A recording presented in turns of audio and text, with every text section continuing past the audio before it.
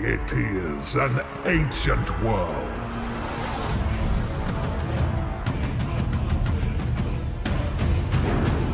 Forged in darkness and blood.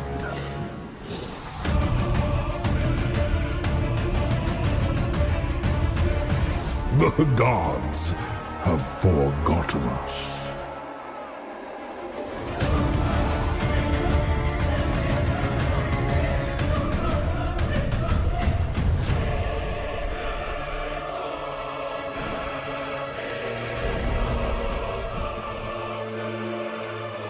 The immortals fall from the heavens, and terrors roam the land. Thousands of years I have waited, deep in the bowels of the earth.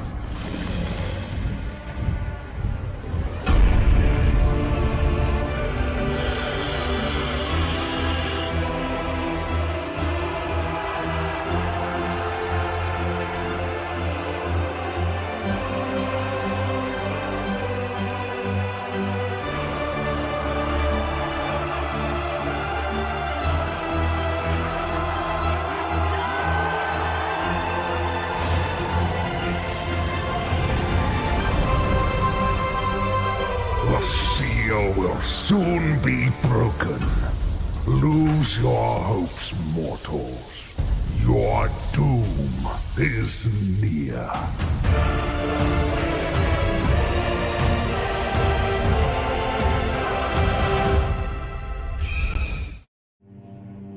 Good evening, one and all, and welcome back once again into the land of eternal night. I'm Kevin, your host and your game master for this evening, as we begin to tell another foray into the exciting world of Nier with the Notte Eterna campaign setting for Dungeons & Dragons 5th edition. This campaign setting was created by Ali Rabelli and by Jason Forbis, and tonight we are beginning a new 4-part series, a continuation of the tale began seemingly not so long ago. Tonight we will begin a story for you that will have all new players brought to the screen, players who will help me tell a collaborative tale. Tonight, these 3 heroes will investigate a strange occurrence in the town of Mendulia's Rock, and in doing so, question themselves, each other, and the world of Nier itself. As said, I'm Kevin. I am the U.S. ambassador here and the game master for this evening. I'd love to take a moment to welcome my players for this evening, 3 great friends of mine who I know you're going to love watching as they interact with this exciting world. I'd like to start right here on my side with the talented, the able Andrew. Hello, Andrew. How are you? And welcome to the Notte Eterna channel. Please tell us a bit about yourself, who you are, and who you might be playing tonight. A brief overview before we dive in proper. Yeah, absolutely. So, thank you for that introduction. It's very, very kind. My name is Andrew. I am a human person, and I am playing Lee Cuthbert, who is also a human person, but is a rogue swashbuckler. A little bit about Lee. He is about a 55-year-old man, retired war general, who is now wandering around trying to figure out these visions and nightmares that he's having. Will he find out what's going on? We'll find out. Indeed. In the land of eternal night, nightmares do seem to find the heroes that we find in this grimdark setting, so hopefully he will find a bit of respite. Thank you, Andrew, for being here. I look forward to seeing what you bring to the table tonight, so thank you. Thank you. Moving on next to the gentleman who I have done many streams with before, but it is his first time here on Notte Eterna joining us. David, hello, sir. Welcome yourself as well. Please tell us who you are, where we can find you, and what you're all about. Okay. Hi, I am David. I am usually like a partner in crime to our pal Kev here on the Murder Hobo Incorporated podcast and video stream.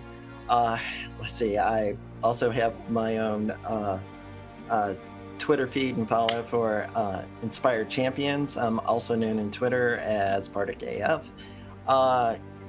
So tonight, I am David, the human person, like Andrew, but tonight I will be playing a tiefling bard, specifically a Bard of the Dense Macabre. His name is Malice. He's a alter ego of a character that I play in a home campaign. This is my first time I get to bring him to the forefront, so I'm pretty excited about it.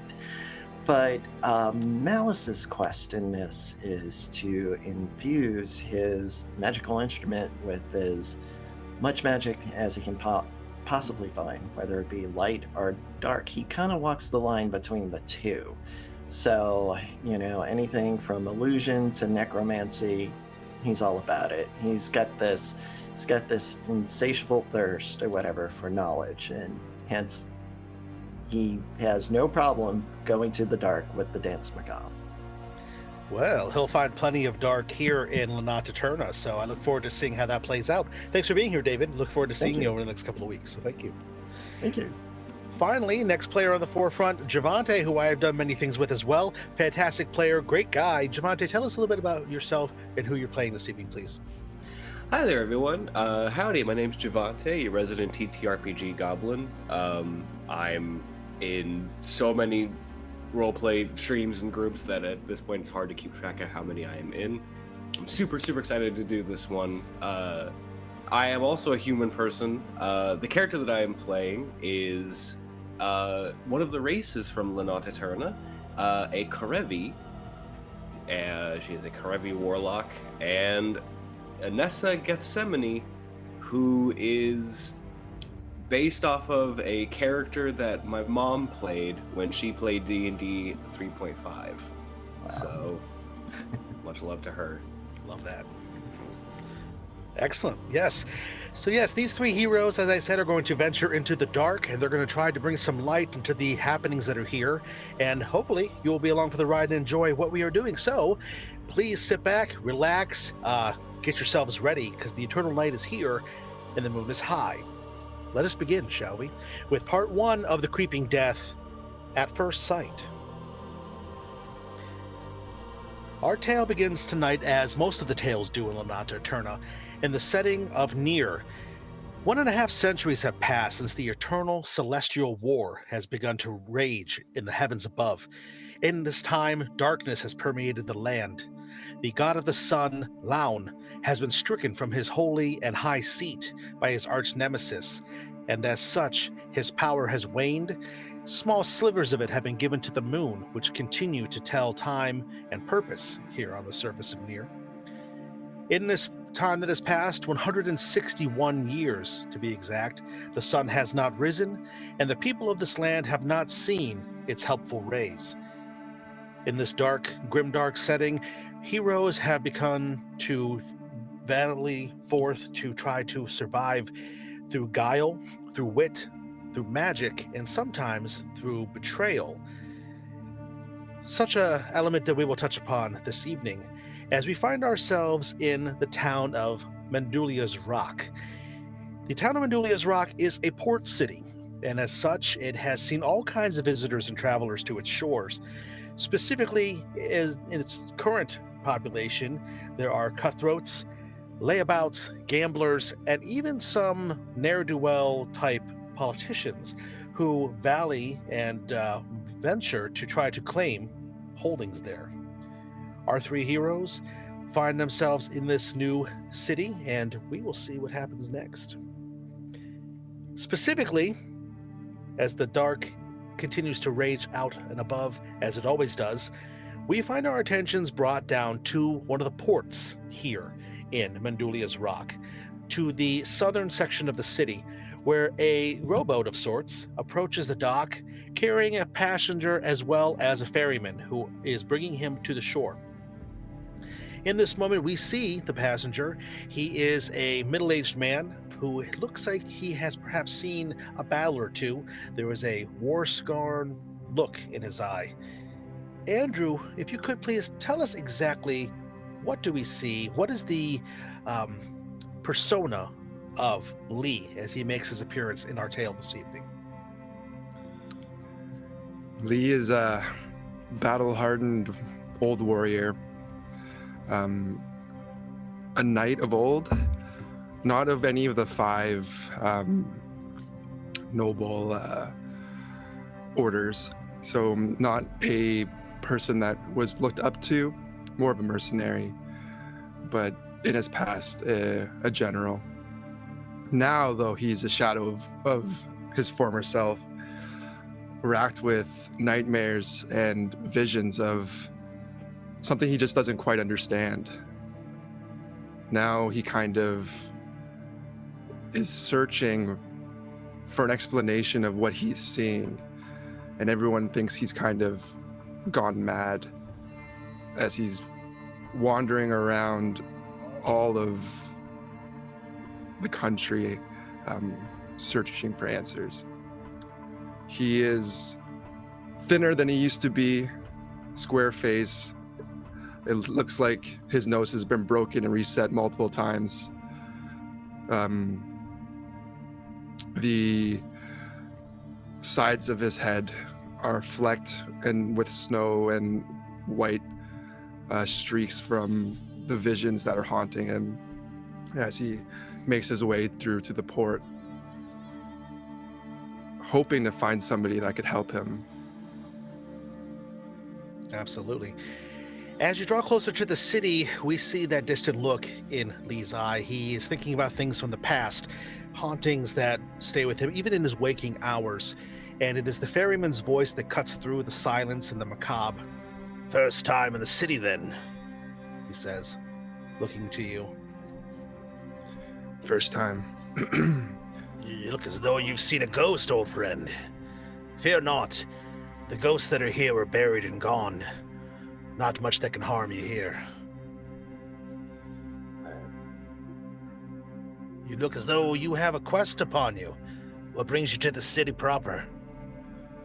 I'm looking for somebody that could help me. Where should I go first if I'm looking for a place to stay? Well, there's plenty of port town type of inns, I guess you could say, along the wharf there. He points with an old craggy hand, shaking a little bit. He says, there's always the Wench's Tavern, which I personally like to frequent. But there's plenty of others too, if that's not quite your style, old timer. This comes kind of funny to you because he is clearly older than you, but he gives you an honorific nonetheless. He says, "What exactly are you looking for, then?" Somewhere I can disappear, somewhere I can not be seen.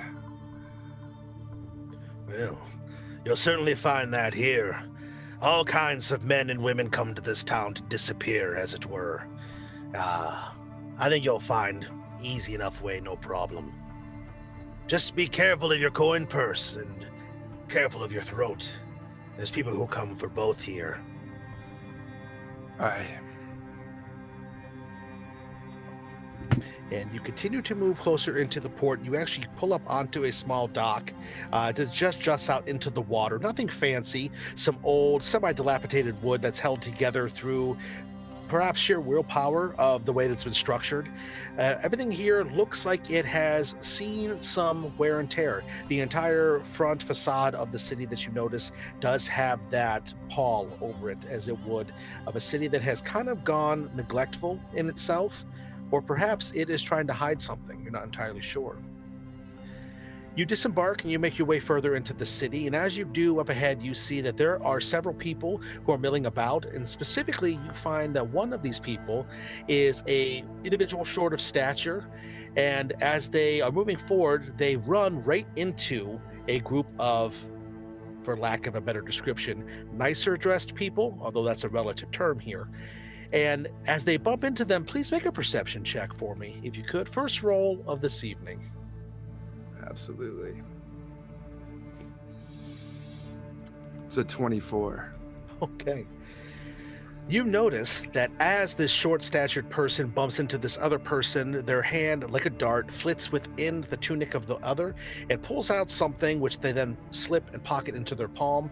It disappears just as easily as it came out of the nicer-dressed person's tunic. A pickpocket, as it were. And the pickpocket looks to some others that are nearby, and smiling, he begins to turn in your direction, making his way down the dockside.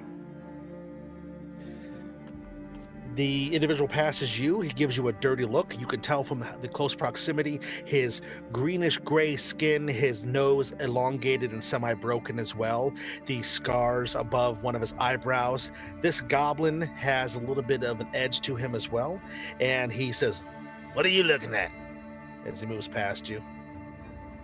Nothing. And I try to walk away. Okay.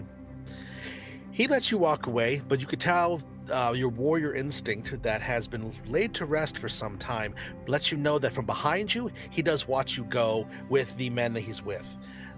Nothing seems to happen, though, and you make your way further into the city. Now, as you get in here, you see that there are several different types of inns and taverns that are along the dockside. Is there anything specifically that calls out to you?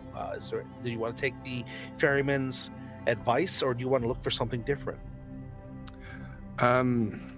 Definitely something different. Probably something that's that doesn't look like it would be a place that's often visited. Something, I don't know. Maybe something that isn't as crowded or not as popular. Kind of dark or seedy, or even, I don't know.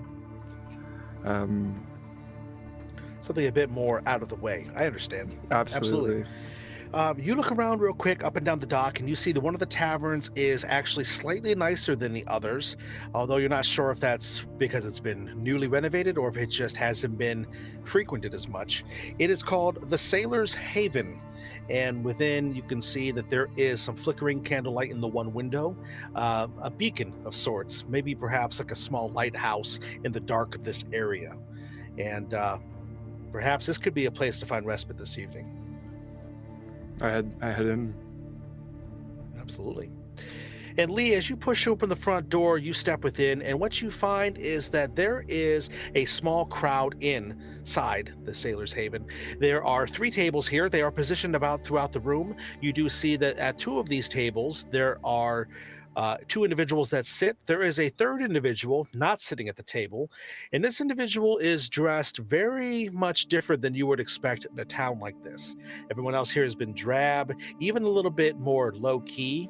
This person, however, seems to be dressed to draw attention to themselves, especially with his golden horns and blue skin.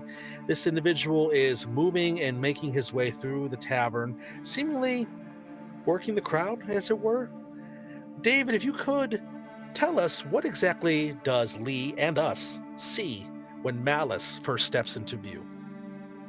Okay. When Malice first steps into view, you see this striking dark blue skin tiefling. I mean, there are blue skin tieflings, but his skin has turned a darker shade of blue, especially since the Lord of Light was knocked off his throne. You see him dressed in very fine clothing, silks and leathers, gold brocade, silk doublet. And he is working the crowd. He is walking through from table to table. He's got his lute, which is, pretty striking lute, and he's just plucking away at the chords, just making eye contact, making some of the ruffians feel a little uncomfortable. It's just like, what is this guy looking at? And just as they get uncomfortable, he turns and moves to the next one. Everything is like a glide as he's moving.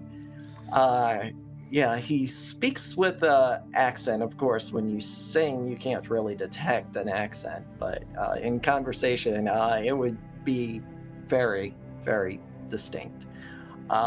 Again, like we said, he's used to being the popinjay. He was like back in school or university with his studies at the Bard colleges. I mean, he was like the rock star of the classes.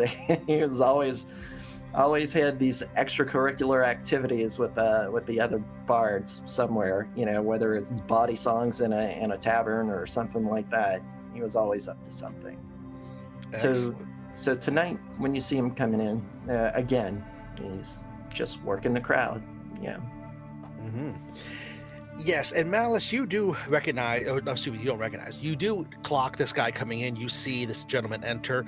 And Lee, when you see this man, he clearly looks out of place. He is not of the squalor that you saw as you're moving through the city itself. This man is clearly a stranger here, much like yourself. The people in the tavern are kind of a little bit off-put, I guess, by the way he's approaching. But however, I would like to see, Malice, if you could, give us an example of exactly how you are performing. Let's do a performance check. I want to see exactly how into this your character might be, how exactly we can react to the show you're doing. Oh, they are really not into it because I just rolled a natural 1. Wow. I think it might have been... Well. Yeah, I might have broke a string, either that or hit a wrong note when Lee walked in the door. Absolutely. Lee, what is your passive perception? Passive perception 16. Okay. So as this gentleman is continuing to play, again, the crowd here is not enjoying what they're hearing. They are trying to ignore him as best they can. You notice, strangely enough, that when he is playing, there's a little bit of a discordant tune that begins to sift in through the strings on his instrument. It is out of place, and you notice that maybe a trick of the light, but the candle in that window that I had mentioned when you first came in, you do see that the flame on it wavers slightly and almost seems to turn a darker shade before it returns back to normal. But before you have time to kind of contemplate that further, there is another figure who emerges into the doorway behind you. A tall, beautiful, elegant woman with deep red hair steps into the tavern as well. And as she does, there is another figure who we don't get a full glimpse of, a smaller figure that slips off away from her and disappears into the crowd outside. And as the two of you from your various points within the room turn to view Enessa as she walks in, Javante, please give us the full detailed description of what Enessa looks like and what we see. So Enessa is, as you described, tall for what she is. She's about 5'3" in height. She has very pale skin. It almost glows in terms of like quality of it. Her clothing seems almost intimidatingly rich in their vogueness. She's not wearing clothing that would be like expensive or finery, but she's wearing things that are so in fashion that it's almost terrifying that like, oh, this is the ensemble she's put together. She has an earring in that has what seems to be a kenku feather dangling off of it, and strapped to her waist is what first you consider it to be a spell book, but on the side cover you see fairy tales and other stories for children. Her hands are adorned with these series of rings, and as she moves, there's a level of confidence that she has that again just seems to push past anything else that her appearance would give. Probably the most startling aspect is that her eyes are completely purple. There is no whites to them and no other color to them, just this vibrant, bursting purple color. And she is pointedly almost going to ignore everyone else in the room as she's going to head directly to, I believe would be a keep owner at the front.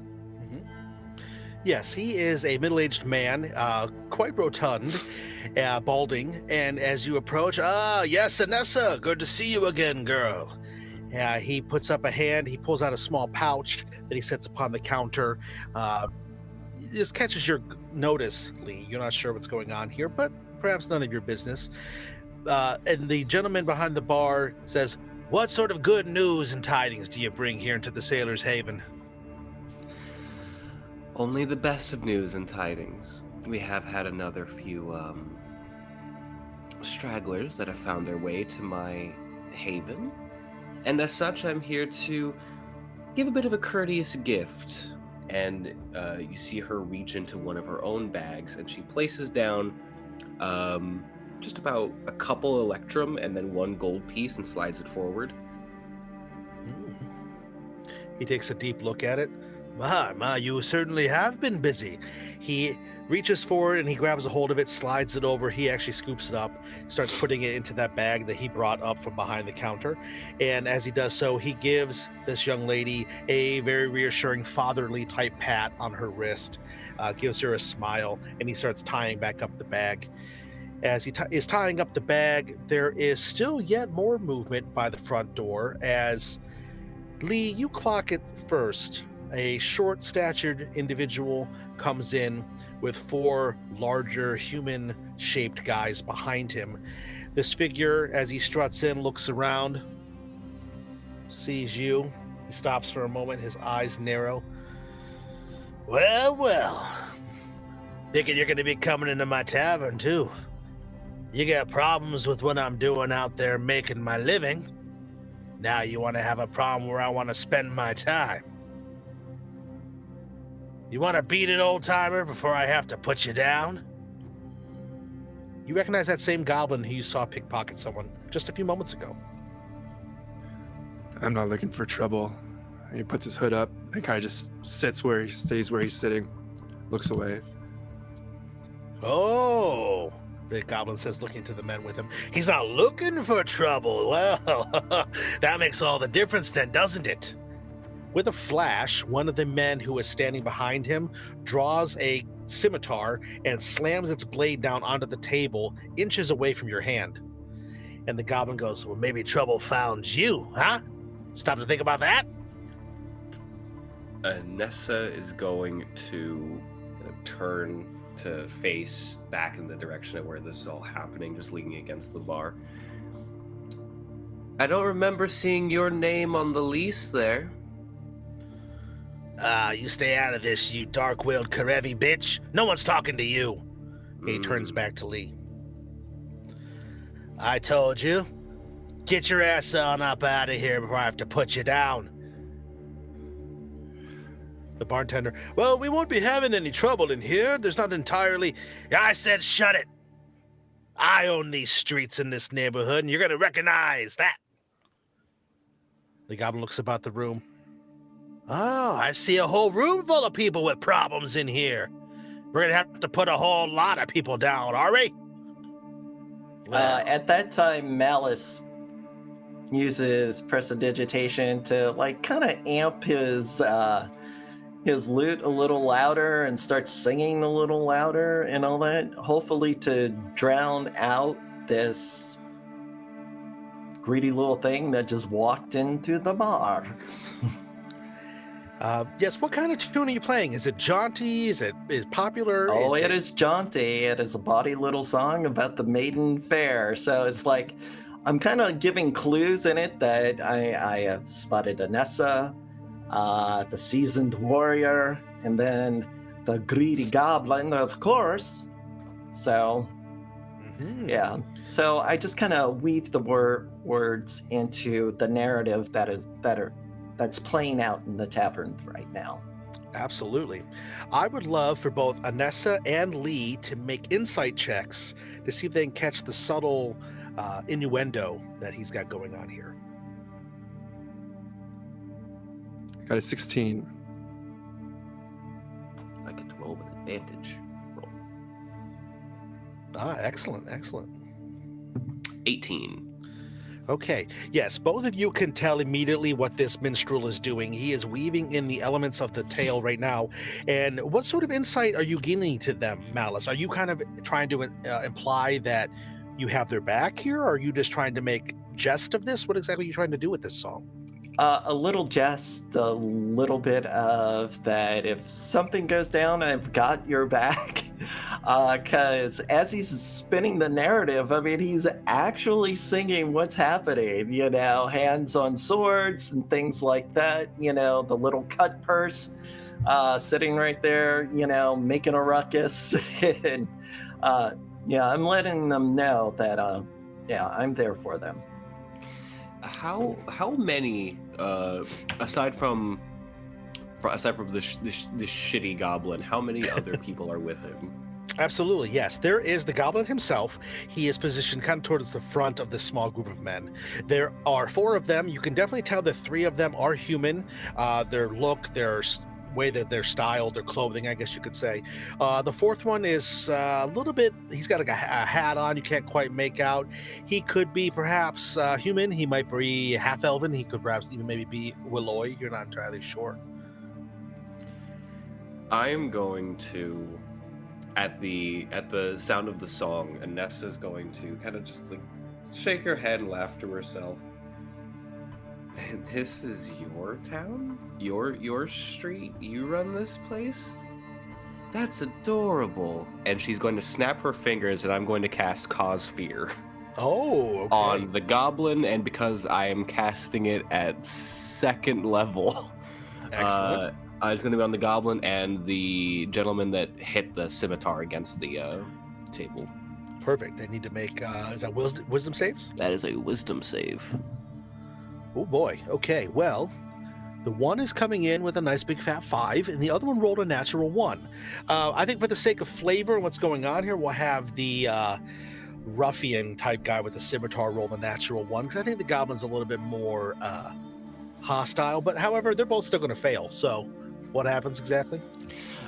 So as she snaps her fingers, there is this almost a moment of disquiet, and you see her eyes shift from their purple to a deep jet black, and there are these pricks of what seem to be magical essence that form underneath her eyes and start to just drip down.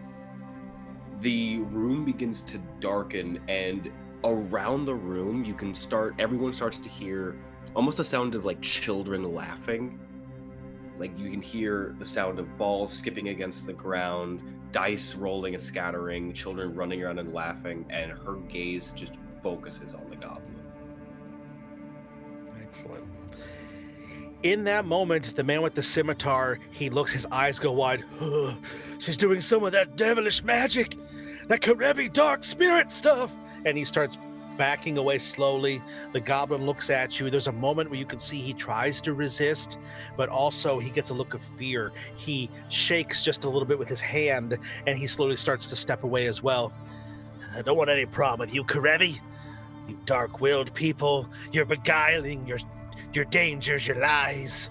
And he starts backing away as well. He bumps right into one of the other guys in his group, and he realizes who it is. And he turns, he starts waving. Let's go, guys. I don't think this place is very welcoming anymore. Let's beat it. And he turns, he starts to saunter away, but he looks back towards you, Lee. I don't think we're quite done here. Doesn't make eye contact. Good. He looks over to you, Malice, and turns, and one by one, they start making their way out the front door.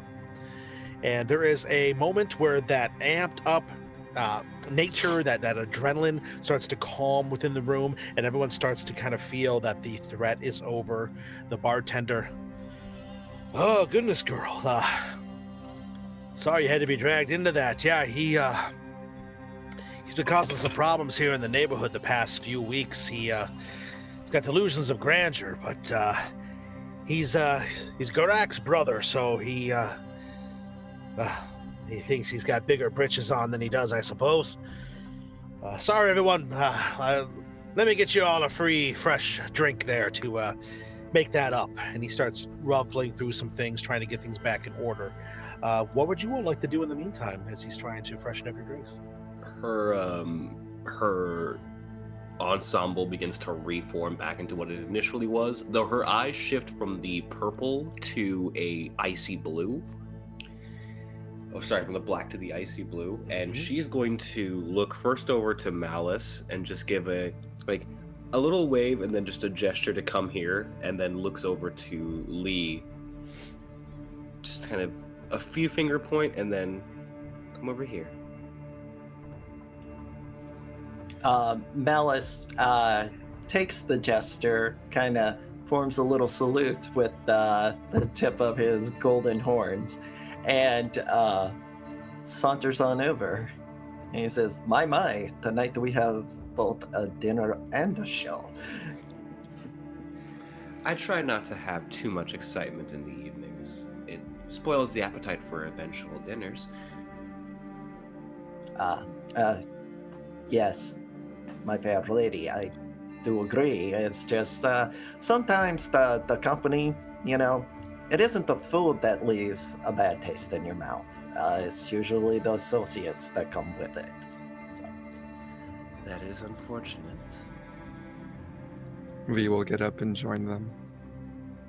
I try to make it a point to get to know everyone that comes to my fair city. I'm not going to pretend to be like the ruffian you saw earlier and say that I own this place, but I know a great many people here. And your faces are new to me. So it's a pleasure to make your acquaintances. My name is Enessa Gethsemane. It is a pleasure to meet you, Lady Enessa. I am Malice. I want to say I am, for lack of a better term, let's just say wandering minstrel. You can call me Lee. Thank you. Of course. And what brings the two of you here? I would presume, Malice, that you are here to earn a bit of coin with your performances, but not a bunch of coin flows through this place. I have noticed that. Judging, and he shakes his hat that he was kind of using for tips, and it's just like, yeah, it's pretty light here on the coin that passes through. But yeah, I mean, it's not that it's necessary, but it kind of keeps me in fun money on my travels. And you, Lee? I'm looking for help, for answers. If you know a lot of people in this city, maybe you can point me in the right way. Help and answers is a thing that I kind of specialize in. Though, and you see her kind of like sit slightly, lean against the bar. Though help and answers tends to require favors in return. But I can see what I can do. What are you looking for? I think I'm going mad. I forgive my laughter, but you'd have to join the club. What is going on exactly? Before you have a chance to answer, Lee, suddenly there is the smashing of glass, and the window behind you all, that one that had that candle in it that you noticed flickered slightly when the minstrel was playing his song, there is something that bursts through it, rifles and spins through the air and slams onto that table, which is right next to where you all are sitting. Suddenly there is an eruption of flame as gouts of fire lick across the tabletop, some sort of strange liquid that spreads, flames dousing across its top, and the entire table goes up in flames. And in this moment, as the fire begins to burst out, I need all three of you to please make a dexterity saving throw. Oh, why dex saves? I have nothing in those. Oh, well, that bodes well, I think. Well, dang it. it literally landed on the 20 and stayed there for 2 seconds. Oh. The dice giveth, the dice taketh away. Malice rolls is 16 plus 5. He's a nimble fellow. 21. 21. It took it away from Enessa and gave it to me. I got a natural 20. Okay. 25. Nice. And so what did you end up with? I ended up with an 8. An 8. Okay. So as the fire explodes over the table, part of it rolls over and the liquid splashes up and it hits the bar right next to where you are, Enessa. Part of it catches on flame as well, and your left arm gets singed for a bit. You are going to take this is already halved because I'm sorry, you don't take half. I'm thinking of something else. You're going to take 6 points of fire damage as your arm gets burned. The other 2 of you manage to dive out of the way, so you do take half. So you guys are going to take that rounds down to 3, right? Yep. And suddenly, as this all begins to happen, in a flurry of motion, there is something small that bursts through that same window and lands on the floor next to the table. A dagger appears in that goblin's hand as his men start bursting through the front door. I'll burn this whole place to the ground if that's what it takes to kill you 3 assholes, he screams as he starts getting ready to get into the middle of this combat. I need everybody, please, to roll an initiative check, if we could, and I will bring up our battle mat for this evening.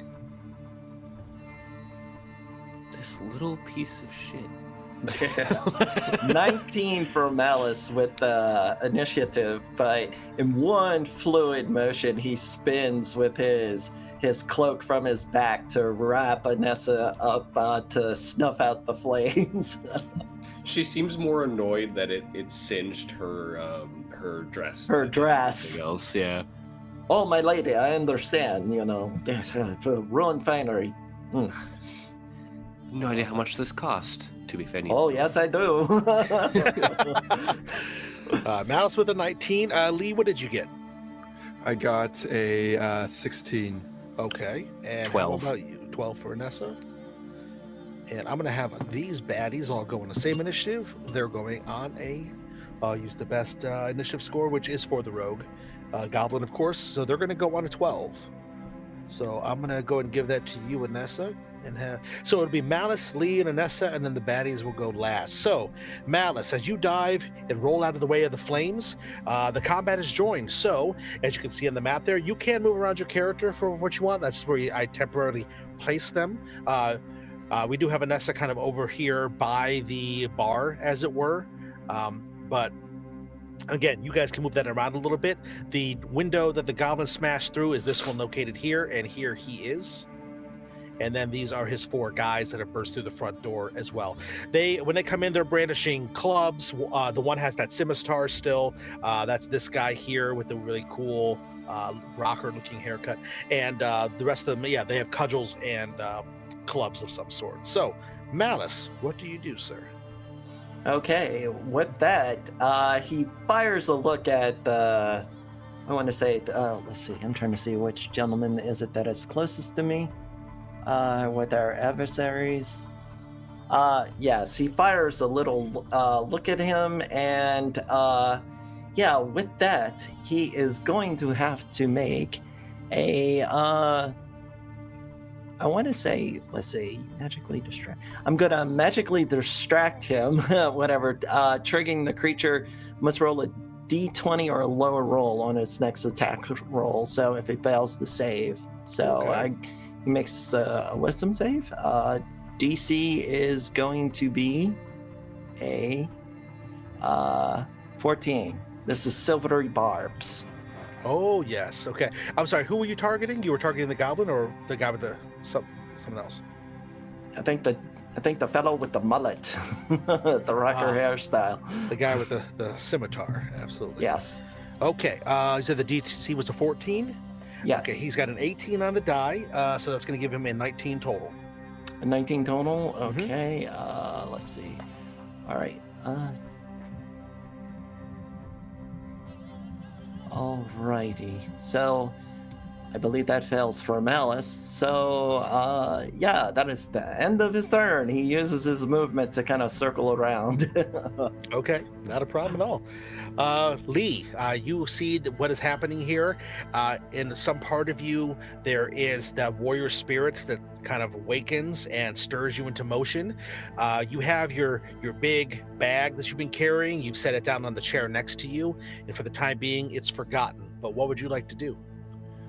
Is the bar on fire? Is there fires everywhere?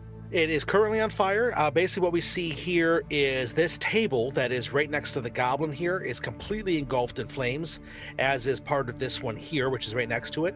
And the small section of the bar right here next to Enessa is on fire, but it's not like the other two spots. It's just got some splash over here, basically. It's going to die down on its own, you would think, but the other two tables are very actively on fire, yes.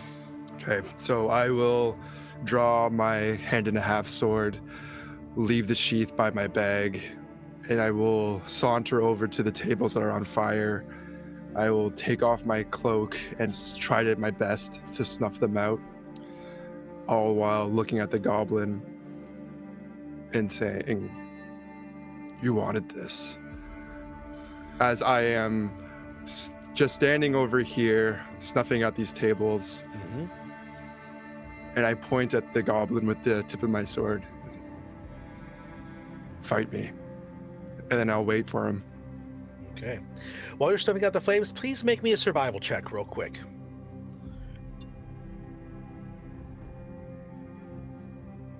It's 11. Okay. It's just to see how long it's going to basically. So you're going to be able to, you put your cloak down on top of the flames. They're going to snuff out by the end of next round. They're not currently spreading, but they're still hot in that area. So you have that going on for you. And yeah, and then you point at him and you issue that taunting gesture and you prepare yourself for the goblin to join against you, rather. Enessa, what would you like to do? Enessa's going to, before the whole rest of the flame snuffs out, you see her reach back with the same burned part of her sleeve against the fire, and you see it start to gather in her hand. I need you to understand something, Goblin. This outfit cost who gave it to me quite a bit of money. It is a one of a kind. And as the fire gathers along her forearm, and now it's ruined. And she's going to cast Firebolt at the goblin. I love that. Love everything about that. That's a 23 to hit. Oh, most certainly, yeah. As you pull the fire up off of the bar, that last remnant of it, it actually does sweep up off the bar as you kind of scoop that liquid that it's laced across, turn it into a ball. It fuels your flaming, your spell, and you launch the firebolt directly at the goblin. It hits him square in the chest. What's the damage on for it? 7 damage. Oh, okay. I love that. Cool. And yeah, he bursts into part of flame as well. Some of his studded leather armor that he has begins to burn, and some of the metal gets scorched along its edges. And he goes, "Kill all these bastards!" as he yells to his men, and they do. They start to move in towards all of you. There are the two up to the top over here that are going to push through the area and move in towards you, Malice. The one that is kind of in the center moves over towards you, Enessa. And this last one comes to aid his goblin bandit guy, comes to aid him as the two of them start to move in closer towards you, Lee. So, with that being said, the two that come in upon you, Malice, they are both going to make a single attack against you. The one is going to come in with a 19 to hit. The other one will have a 12. Okay. The 19 hits, of course. Okay. So as they surge in, the guy with the scimitar, he brings it up towards you, but then he, at the last moment, deflects over to the side with a feint, and he slices down across the front of you. And from the feint, you definitely dodge back. And as you move back in to do your own riposte against him, he reverses it and strikes across, slices into your upper shoulder, tearing through your fine clothing as well. And in this commotion of you moving, that other guy misses with his cudgel that he was trying to swing. The scimitar is going to do a biting 7 points of slashing damage as it cuts through your shoulder. Okay. The gentleman who is moving in towards Enessa, as he crosses the room, he has one of these clubs as well, and he looks at you and he goes, "Well, pretty lady, maybe we can do something a little bit more fun than fight, huh?"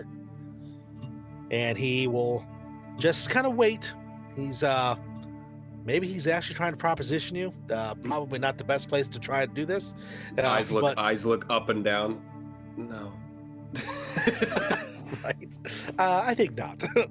Alrighty. And then the goblin and the biggest guy in the group, you notice the bigger guy in the group, as he moves forward, he saunters as well, cracking his knuckles flexing his shoulders. He shrugs off this jacket type tunic that he wears. His bare chest is covered in tattoos, and he and the goblin move in. He comes in towards you, Lee. The goblin kind of moves in behind him, you notice. The big guy's going to come in at you. He does a wild haymaker punch towards you. He's going to be doing a 17 to hit. 17 hits, yeah. Got it. All right. So he swings wildly. The haymaker connects with the side of your jaw. You're going to take 3 points of bludgeoning damage as you feel his hand sink into you. There's something in his hand. His hand feels much heavier than normal. You notice he has a series of brass rings across his knuckles that are probably adding a little more strength to his punch. The goblin doesn't seem to do anything right this moment. And in fact, Lee, where did that goblin just go? Malice, back to the top. It is your turn. Okay. With that, Malice is just like, you tore my shirt. That is not cool, my friend. And at that moment, Malice, as a bonus action, takes Kinetic Jaunt and in a dancing motion, dances not around, but through the adversaries. I mean, they feel like a cold rush through them as he dances right through them, like a ghost passing through. So I'm going to use my movement for that, and I'm going to take my position with I want to between I want to say Lee and the Maiden Fair, right there, and and as an action, I am going to cast Bane on 3 of the gentlemen. It's going to be the Goblin, the one in front of Enessa, and the one I danced through.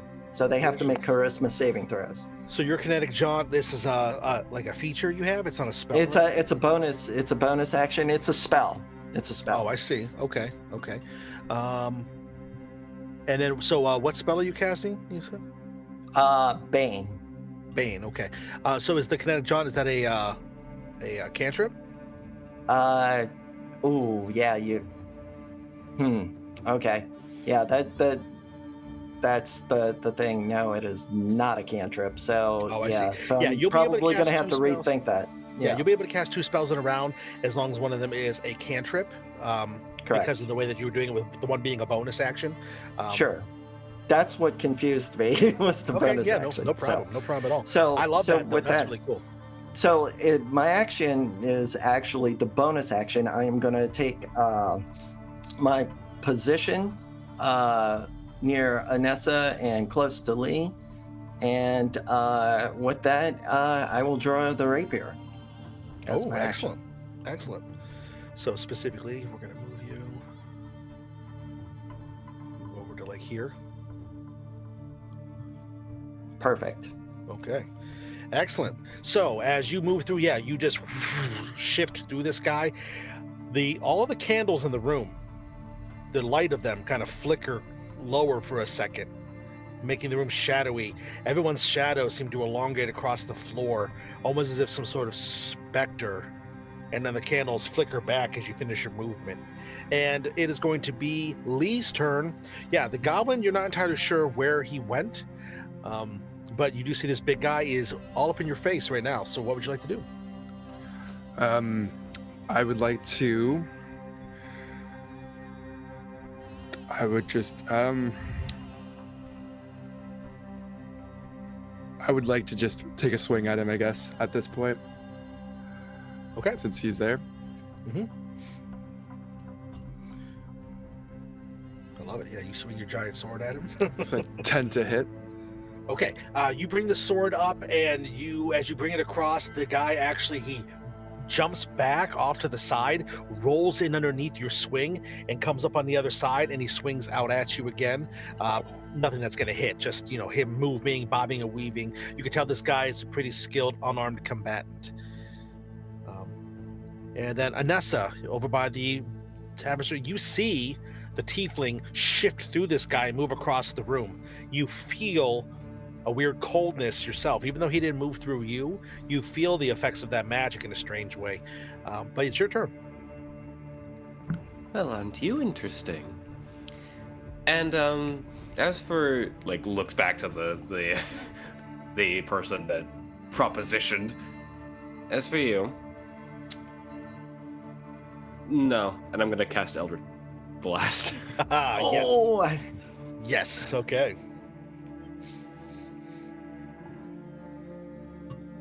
Okay, please hit. There's a 15 hit. It does. Okay, I'm gonna add a thing to this. So first off, Eldritch Blast damage. Mm-hmm. So it's 6 points of Eldritch Blast. Okay. But also, of course, yep. Also, she's going to... Where'd my thing go? Oop. No, where'd you go?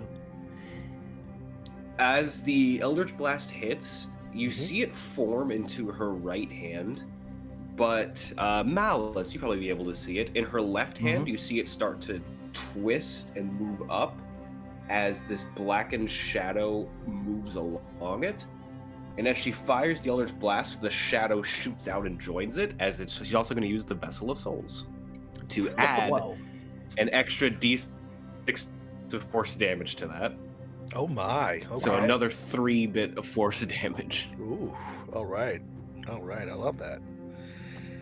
Yes, and Malice, much like she felt the effects of the cold of you moving across the room using your dark magic, you feel her using some sort of strange channeling of spirits as well. And in this moment, the two of you glance at each other ever briefly, and there is this kindredship between the two of you in a way you don't have time to explore right now. But you do notice that you are drawing magic from some sort of strange, similar bond. And with that, the baddies are going to do their thing. The goblin suddenly appears directly behind you, Lee, from his hiding spot that he took as he was moving across the room.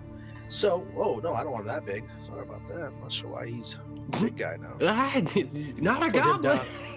Oh, yeah. Let's put him back down to size, shall we? Yeah, he comes in behind you. He is going to try to attack you. Okay, that is an 18 to hit. It hits, yeah. Okay, so you were going to take the weapon damage plus his sneak attack damage. So I have alert, Okay. defeat alert, so I Yes. can't be surprised, and you don't get advantage on attack rolls against me. I love that. Let me, with the roll that I did, with the advantage that I did have when I rolled that, it still would have been the same number because, actually, no, I'll re-roll because actually no, it would not have been the same number because that was the higher of the two. So, okay, it is lower now. It's going to be, instead of the number I said, it's going to be 12 instead, which probably will miss you now. Mm-hmm. Yeah. So instead, as he comes in, thinking he's got a swift and quick, decisive blow against you, he plunges his dagger towards your kidney, and you, again, the warrior instinct that's being awoken in this moment, you dodge out of the way, roll across the back of him, and shove him, and he stumbles forward towards the big guy, landing between the two of you. And he goes, "Oh, what?" Looks down at you, surprise flashes across his features, and you can see that there is some sort of viscous liquid dripping off the tip of his dagger that he was trying to poison you with. That's his turn. He says, "Kill him!" to the big guy, and the big guy, again, pushes past him to continue to fight you. The big guy's going to attack you with a 18 to hit. 18 hits, yeah. Okay, you're going to take minimum damage of 3 as he swings his elbow in towards your face and cracks into the side of your cheekbone. Not enough to break anything, but enough for you to feel it. The two gentlemen who were up here at the top, who were facing off against Malice, the one of them stops shivering from Malice moving through him, and he turns, looks around. The two of them see that Malice has moved over to the bar. They are going to both move in towards you guys at the bar, making this 3-way conglomeration of these thugs up towards the two of you. And in unison, the 3 of them are going to attack. I'm going to go ahead and say, let me roll something. We're going to say one of them is going to attack Enessa. The other 2 are going to attack Malice. Because of the way they're positioned. For the one that's going to attack me, using my reaction, she is going to, that same blood light as her eyes forms, and there are these shadow-like hands that wrap around her as she's going to use Shadowy Path. Okay. I love it. So what exactly does that do for you? She obtains resistance to all types of damage except for psychic for a single melee or remote attack. Wow. Okay. Nice. Alrighty. So as he swings to hit, it is a 17. That will hit. Okay, and he has the club as we mentioned. He rolls minimum damage as well, so that's going to be 3. You're going to have that reduced down to 1 because of your ability that you have going. As the shadows wreath around his club, partially deflected out of the way, there are bits of splinters of wood that get ripped off of it as the shadows brush across its edge. The 2 that are against you, Malice. Oh boy, one has a natural 1. So I'm going to roll a little house rule that I have when enemies roll natural 1 like this. He rolls. Okay, as he comes in to try to hit you, this is the guy with the scimitar. As he moves in to hit you, the guy who was trying to get all fresh with Enessa moves in his way, and he cleaves right through this guy's back. And the guy screams. He falls to the floor and can no longer get up. He's not dead, but his back has been severed away. That he's on that floor for good. And the big guy with the scimitar looks down. His darkness comes across his face as he looks back up towards you, Malice, and it's your turn. Well, I believe, my friends, this is what they call lights out. And he snaps his fingers, and he has to make a Constitution saving throw as I attempt to cast blindness or deafen. Okay. Constitution saving throw? Yes, 14. He is going to fail with a 13. Okay. As he snaps it, this guy's vision just snaps into darkness as I choose blindness as the effect. Absolutely, yeah. He starts clutching, still holding onto the scimitar. He starts clutching at his face, almost as if it's something that he could just pull off of himself. He just starts to panic and grab and claw at his face. Lee, you are still in battle with the big guy, and the goblin is still between the two of you. It would seem that he has given up his subtlety, knowing that you are ready for him. Two of them are just going to try to work in tandem. So, what are you doing? I'm going to take a swing at the goblin. Okay.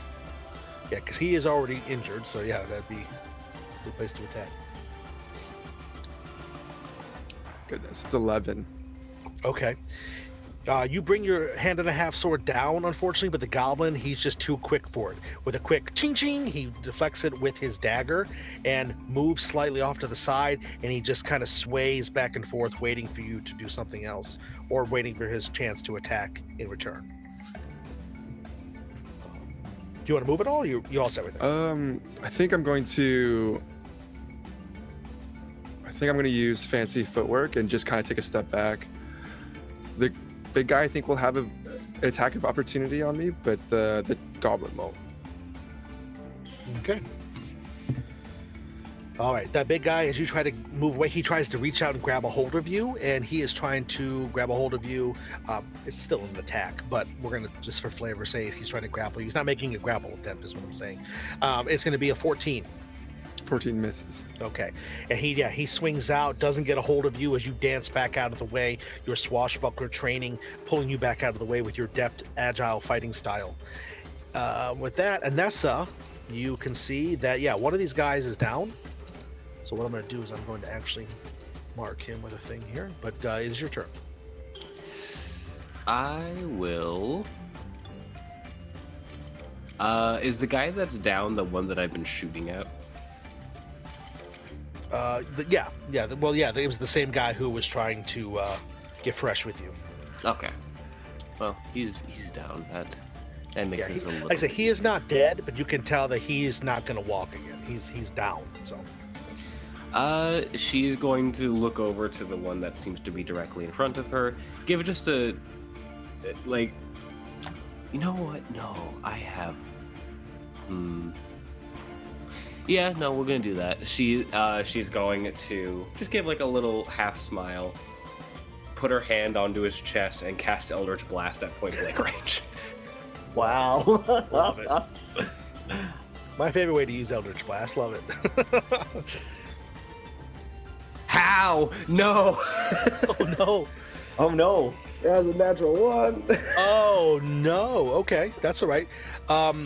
Despite all logic, despite all reason, when the Eldritch Blast goes off, you feel the spirits that are somewhere in the recesses of your mind that you listen to, the connection, the pact that you have with them. And as the energy comes out to form into the Eldritch Blast, this guy somehow moves faster than you are able to channel it. He dodges out of the way just slightly enough for it to go wide, and it singes across the table behind him, cutting a deep furrow across its top. Well, that's all she can do. Okay. Alrighty. That guy who you just tried to Eldritch Blast, he's going to come in at you. He's going to roll, oh boy, he's going to roll a natural 20 to hit. So that's going to be a total of 25, which is going to hit. It's going to do double damage. So you are going to take 8 points of damage as he takes his club and cracks you right in the side of the face. Don't try that again, he yells out. The guy with the scimitar, he grabs a hold of this table and tries to shove it a little bit out of the way, moving his way in closer towards you, Malice. And as he does a big figure 8 through the air with the scimitar and swings out towards you. However, he is going to miss you with a 11. Finally, the big guy pushes in to get at you, Lee, and the goblin is right at his trail. The two of them both come in together. So the goblin will have attack first because he's quicker. Oh boy, he's going to attack you with an 11, which will miss. The big guy is going to attack you with a, oh my gosh. Dice, love you guys right now. The big guy's going to attack you with a 9. So yeah, they both come in, and you just, in a flourish of movement, this practiced form that you have, are snapping your blade back and forth, deflecting their blows, untouched for the time being. Malice, up at the top of the round, what would you like to do? The gentleman that is coming for me, yeah, he is going to have to make a wisdom save because he hears a dolorous bell within the side of his head as I cast Toll the Dead. Toll the Dead, yes indeed, yeah. Okay, apparently they roll good on saves but not attacks. So his save is, so you said it was charisma? 14. You said it was charisma though? Wisdom. Oh, wisdom, excuse me, okay. So it is going to be a 12. 12, he fails. Okay. Is he missing points, hit points? He is, yep. Okay, so that is going to be 1d12 of damage. Ooh, okay. Let's see.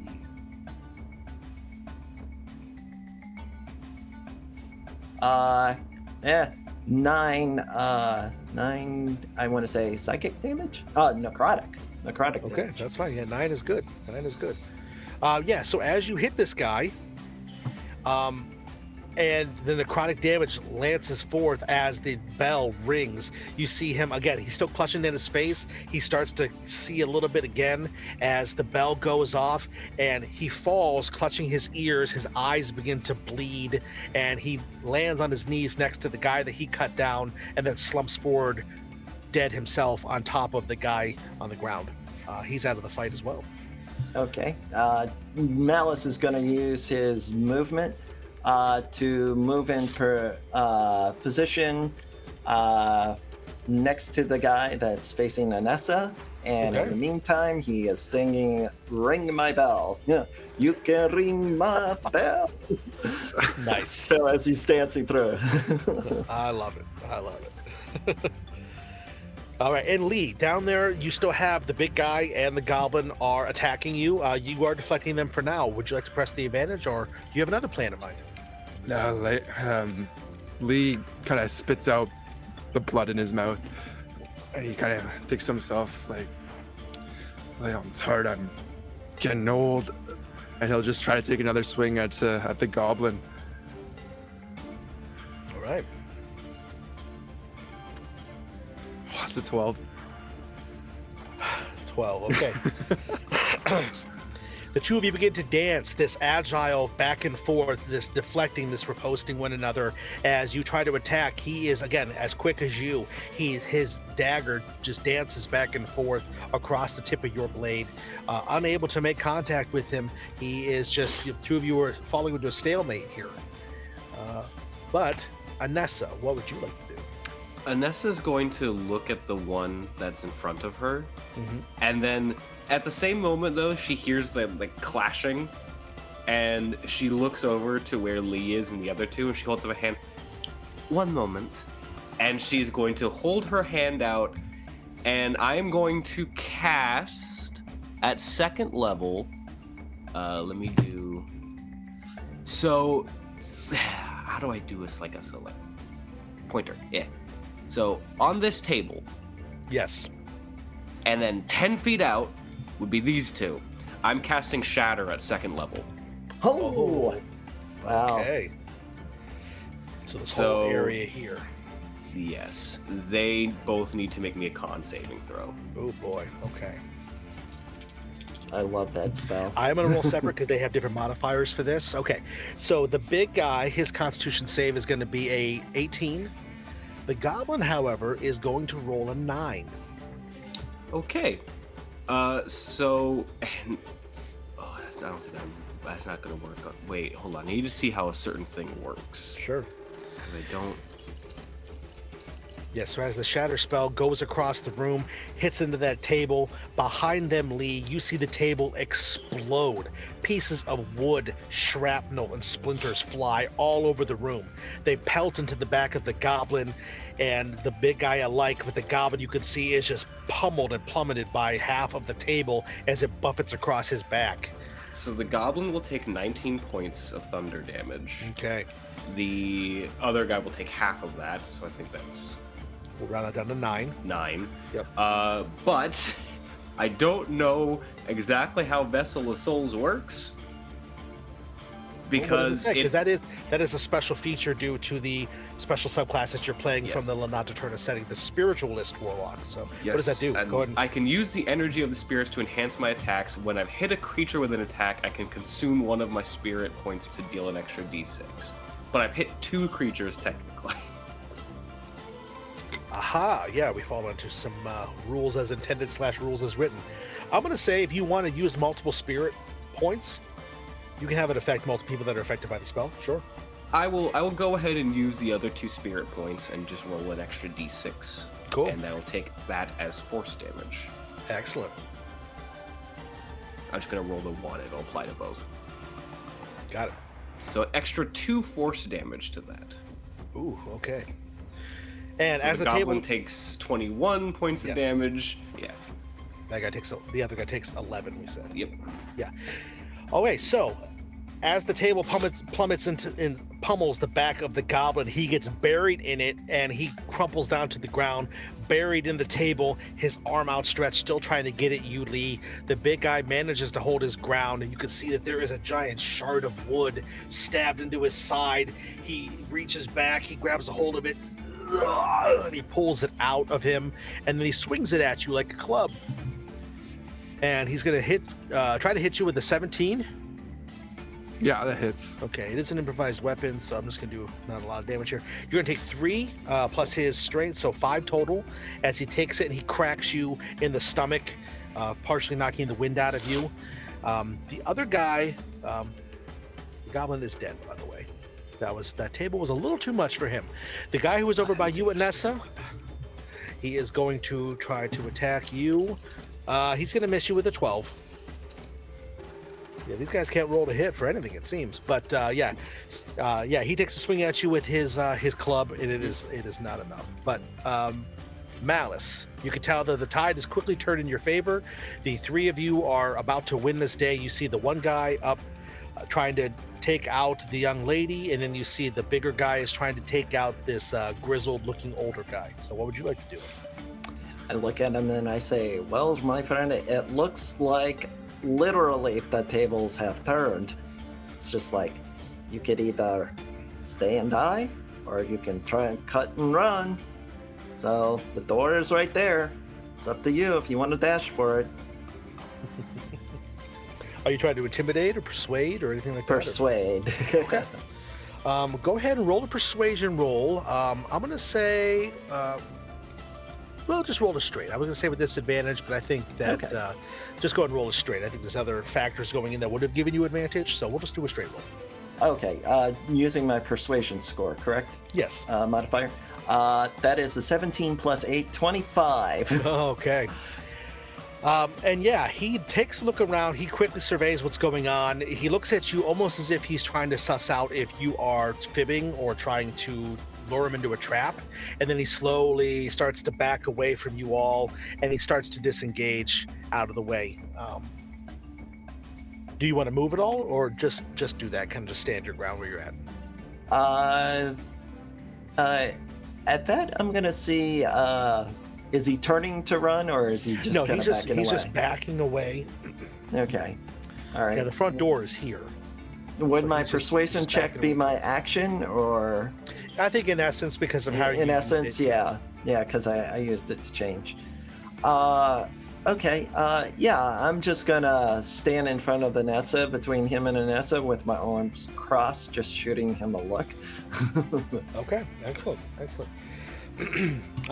Lee. Lee, well, if Enessa isn't looking at me, that's totally fine, but would like to acknowledge thank you for the help. She nods. And then we'll look at the big guy and be like, finally a fair fight, and we'll take another swing at him. Okay. Oh no, it's an 8. Oh no. Oh, the dice are being rough on you as well, sir. Yeah, you swing out, and this guy, he does a quick footwork backwards, and he just leans back as you slice through the air. You don't make contact with him. Enessa, what would you like to do? You see that this guy who was up here directly in front of you is slowly backing away. I mean, for the sake of like rules, he's still engaged with you because he's not far enough away. So what would you like to do? She is going to. I wanted to make sure that Malice wasn't directly in front of me so that I don't hit him with No. this. Oh no, he's off to your left side. Yeah.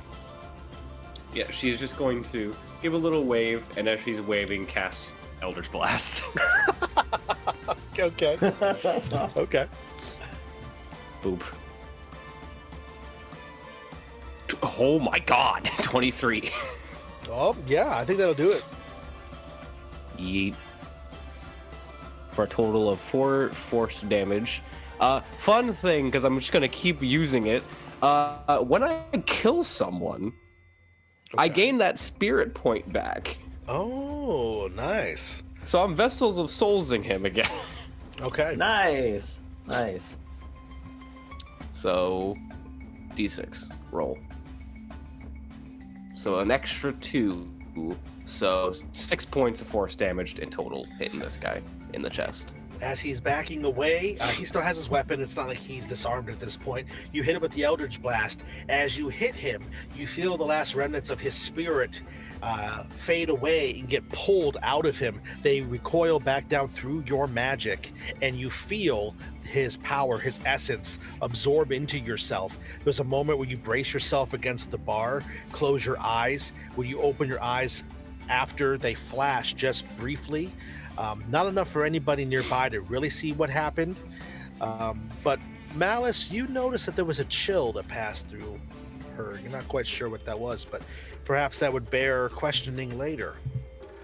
But it is going to be that was Enessa. The big guy, he's had enough of you, Lee. He's trying to end this once and for all. He is going to miss you with a 14. So, Malice, you look around, you can see that everybody is pretty much defeated except for this big guy who is still facing off against the older gentleman. With the older gentleman, yeah. I'm finding that, the three of us are gonna become quick friends. So, Malice gives him a little bit of inspiration. So he will have a D6 to use as I cast inspiration upon him. Okay. Use your bardic inspiration, you mean? Yes. Nice. Okay. Cool. Lee, you feel inspired. This tiefling, yeah, he has a way of getting you back into the fray, feeling rejuvenated. What would you like to do, sir? I will take another swing at this giant man. Okay. All right. Here we go. Don't forget your D6. Yeah, you have the inspiration if you need it. Yep. So it's 15 plus 2, 17. That is gonna do it. Amazing. And because I'm fighting someone alone, I get my sneak attack too. That's right. 7 plus 8 is 15 points of damage. Absolutely. As the big guy came in trying to swing at you, you took your sword, jammed it down in between his arms, and doing a half corkscrew attack, swiped across, deflecting both of his arms out of the way and open, and you, using the momentum, dip it down in underneath his arm and push it up. And the sword buries halfway through the blade's length, because it is a hand and a half sword, quite a long blade. Half of the blade goes up through his chin and out through the back, and you pull and he drops to the ground. And in this moment, there is suddenly the voice of the barkeep. Is everyone all right? Oh. As he slowly stands up from behind the bar, looking a bit concerned as to what happened here. You could tell that the danger is over at this point. There were, as I mentioned previously, when you all entered into the tavern, there were a couple of people here that Malice was trying to get some coin from. And at this point, you notice that one of them stands up. And as this person stands up, you hear this rich, beautiful woman's voice. Well, I should certainly say I was rather impressed with all of that. Tell me, what exactly is it that you plan to do? And she pulls up to her hood and pulls it back. You can tell Enessa, because you are from the town here, that the circlet that she wears upon her head marks her as one of the members of the city guard. You don't recognize her specifically, but you can tell that she's one of the city guard. She looks at the three of you and she says, I believe you have some answering to do to one of the captains of the city guard. Now that you have quelled these individuals, I would like to have a word with you. Barkeep, perhaps you could bring us another round of your best. I believe I have some business with these three in the near future. She says, looking to the three of you. And what exactly does she mean, and what exactly might she have in store for you? We will find out shortly after this short break that we will take as our midway point of the tale this evening. I want to thank everybody so far for being involved and for watching. We hope that you've enjoyed what you've been seeing. If you have, go on, follow down below. There's lots of cool information on Ali Rebelli's website, as well as our own individual sites, which have been linked up in the chat. But we're going to take a quick 5-minute break. So please refresh your drinks, refresh your water, prepare yourselves for more venturing into the night. And we will return to tell you more of this tale of the creeping death. Thank you so much. See you at 5.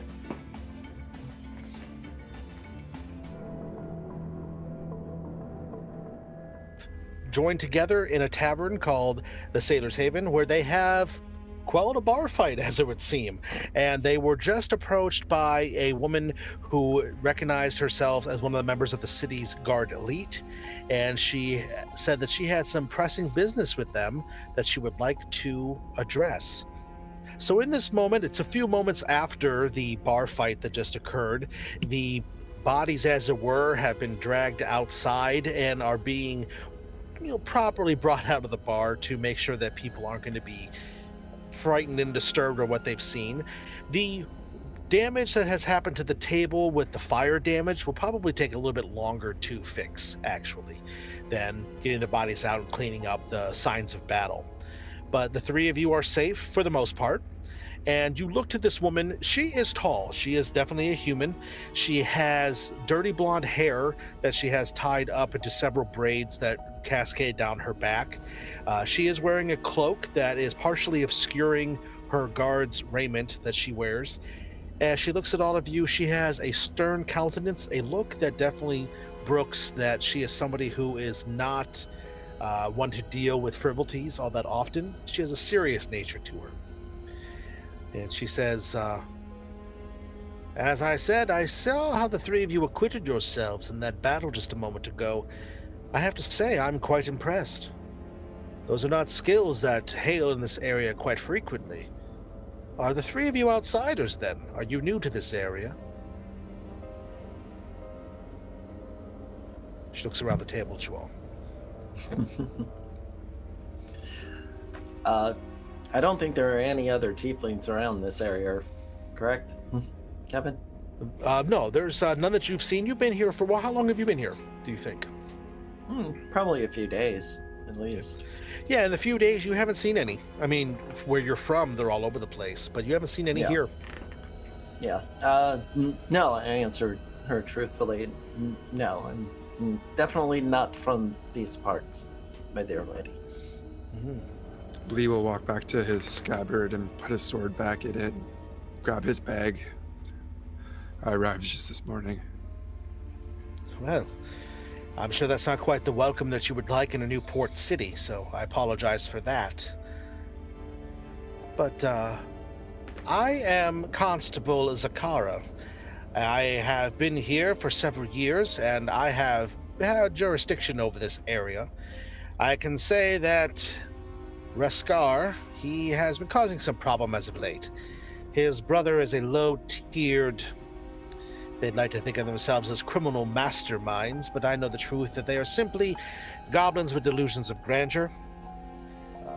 So he tried to get himself a little bit more of a reputation around here, but luckily that reputation comes to an end this evening.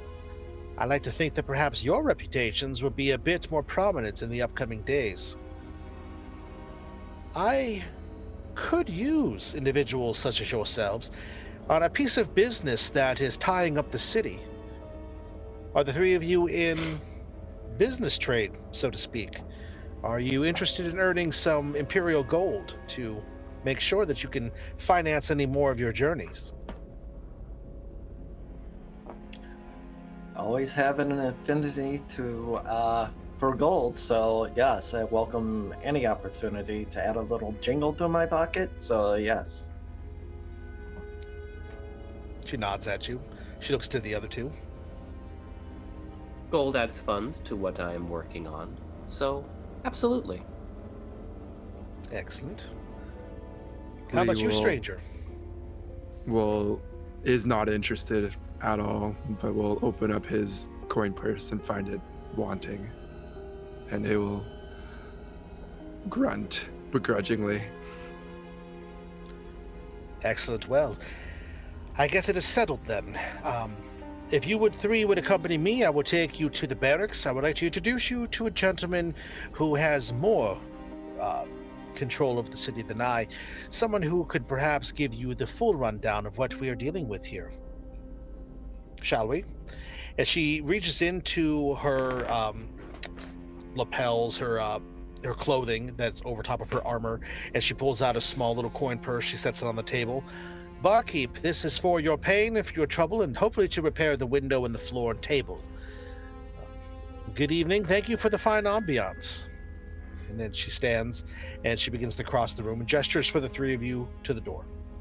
Is there still an audience in the, or has everybody cleared out? Yeah, people who were here were clearing out. Pretty much as soon as that fight was over, they went outside. As you guys begin to go outside, you can see that there are murmurings throughout the crowd out here. Some of them are the people who were in there. Some of them are other people. There's definitely a talk about what just went down in that bar. And as we're working out, it's just like, thank you, good patrons. We'll be here all week. Be sure to tip your servers, and we're heading on out. There is definitely a look of fear and a little bit of being off-put that comes from the people as you address them directly. They're all just looking at you. I'm sorry, Nessa, you were going to say? Yeah, before Enessa leaves, she's going to head back to the barkeep, and she's going to place onto the counter what looks like a small little carved, like a little wooden carved horse, like a little horse figurine. She places that. She's doing well. and then she's going to walk out. He just looks after you for a moment, gives a nod in understanding, and you cross out as well. The three of you, as I said, you get outside. There is lots of murmuring across the crowd.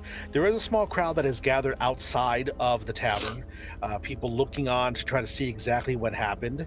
But you move your way through Mendulia's Rock, and you start heading towards the upper northern section of the city. Zakara takes you towards an area that can best be described as the more judicial section of the city. You could tell it's a little bit more put together here. The buildings are not as dilapidated. There is less of a crowd of more unsavory types around. As you were walking through the city streets, you notice that there are several people who are all garbed similarly. Some of them are just sporadic, one here, another there. But as you begin to get closer and closer to where she's taking you, you find more and more of these figures. These are no doubt the city guard. You can tell by the way that they're dressed. They are all wearing form-fitting and completely covering armor. They all have masks of some sort as well that obscure their features. Some of them are full faceplates, others have slits or holes within them. They're all relatively different, almost as if they are a mirror of the personality of the figures who wear them. But they are all wearing full half or even full plate armor, scale mail. That marks them as definitely individuals who are battle hardened and ready. They all, you notice, gaze in your direction. They notice you. Several of them actually stop in their pacing or in their conversations and stand steady and watch you all pass by with this slow, eerie gaze. They seem to take everything in all at once, and it's a little off-putting, even to the three of you who were just in a life or death battle a few moments ago. But Zakara takes you to an area that you can tell are a barracks of some sort. It's a 2-story building that is about 3 times the size of the building that the tavern was in. The tavern not being the entire building. So the building you would guess would be about 300 or so feet long, again, 2-storied. And you can see that there are about half a dozen of these guardsmen and perhaps women. You can't tell underneath what they look like. They all seem to just blend it together in a uniform look. But they're pacing around the outside, and they are keeping watch and keeping guard. Again, they all stand and stop at what they're doing, and as they see you all approach with her, she nods to some, does some sort of half salute to others, and they return it. And she takes you all towards an inner front doorway that leads into a meeting foyer of sorts. It is a larger room, lots of marble, dark stone, metal trim even in places. Everything has a very judicious, official look to it. There's not a lot of warmth or welcome here. It's just an area that you could tell has business purposes only.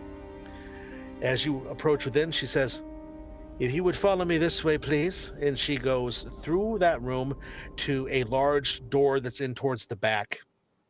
And as you all follow her, again, you notice more of these guardsmen and women in throughout the area, watching you, just these eerie, silent specters that exist within the city here.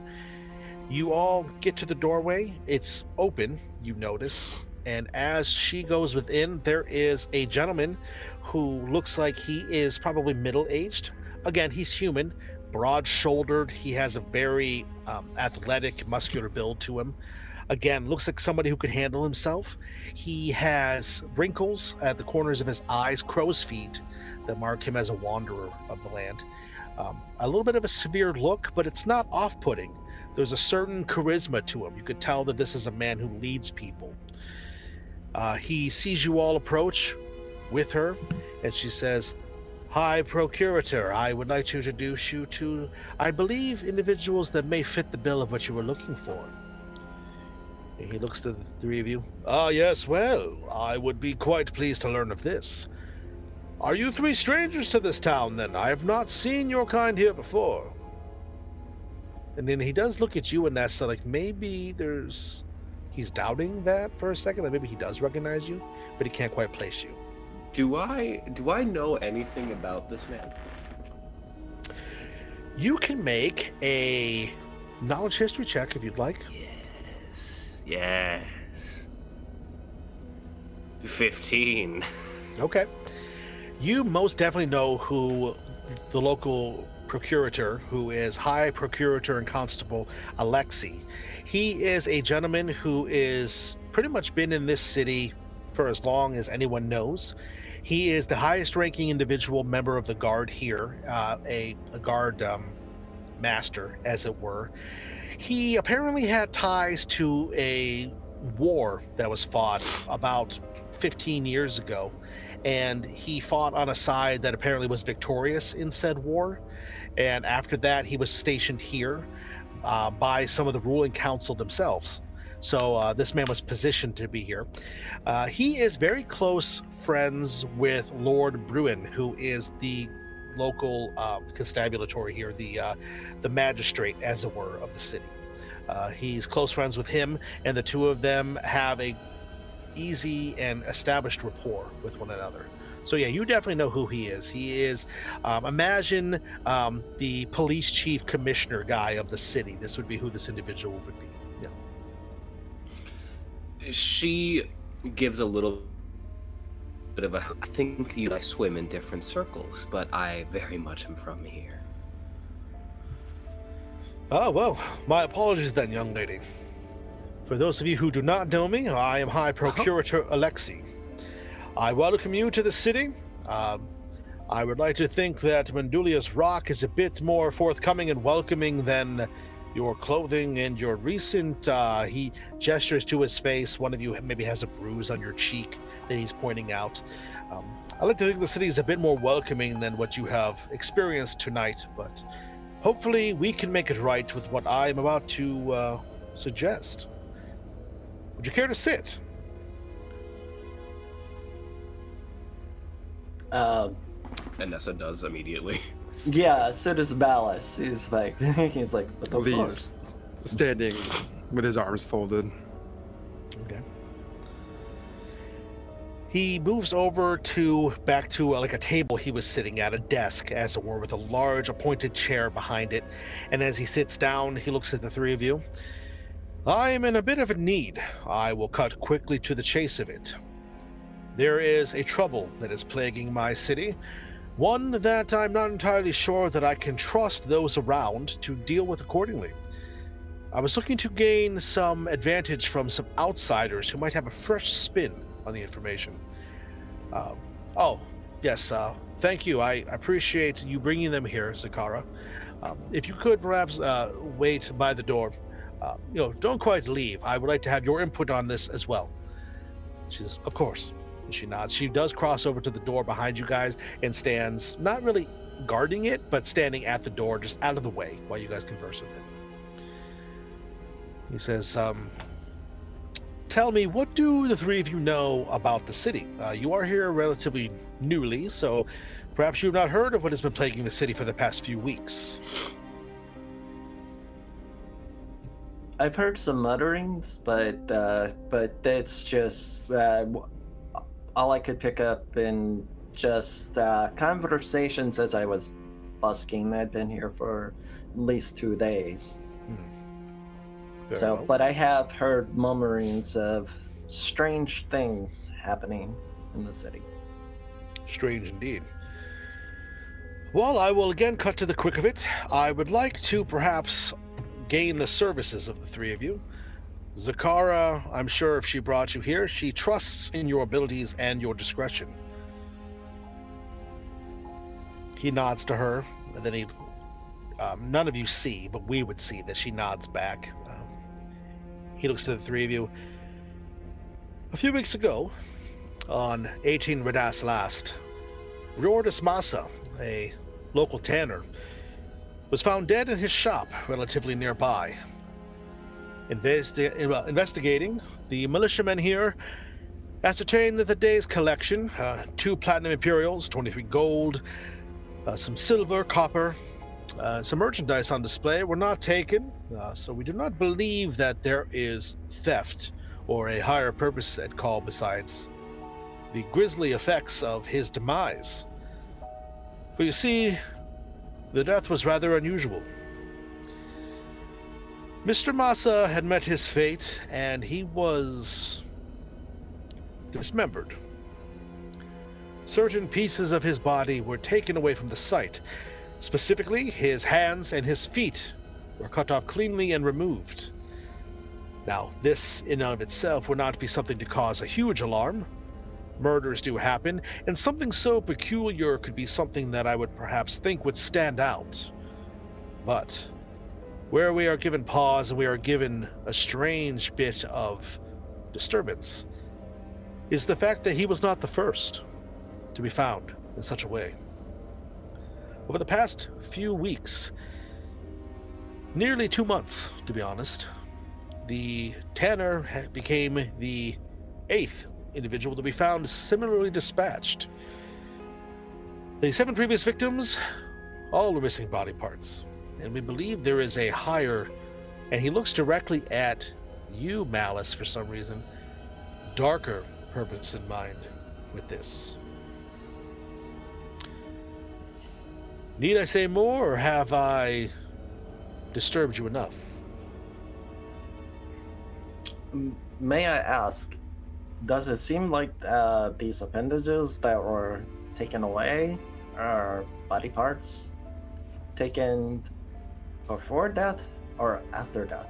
You could usually tell by the amount of blood. Not entirely something that I had inquired about, to be honest, but I'm sure the gentleman who was in charge of the morgue would be able to tell you something such as that if you were to inquire about it. Okay.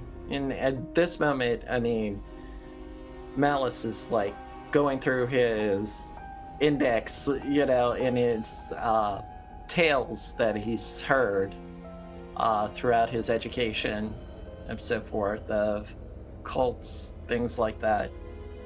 You know, trying to see if anything might sound familiar.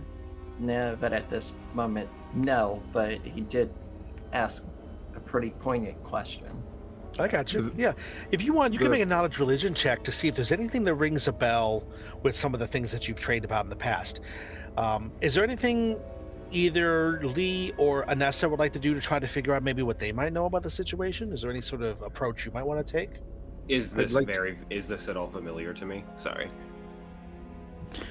To be honest, Enessa, this is somewhat familiar to you. This is not something that you've openly discussed at this point, but you do have an ally who was kind of close to one of the victims. So you do know about one of the other victims. You didn't realize that there were 7 others, though. So you thought that maybe it was an isolated incident. So again, you thought that maybe this was something that wasn't a bigger concern. But now that he's saying that this guy that they just found was the 8th person, there's definitely something else going on.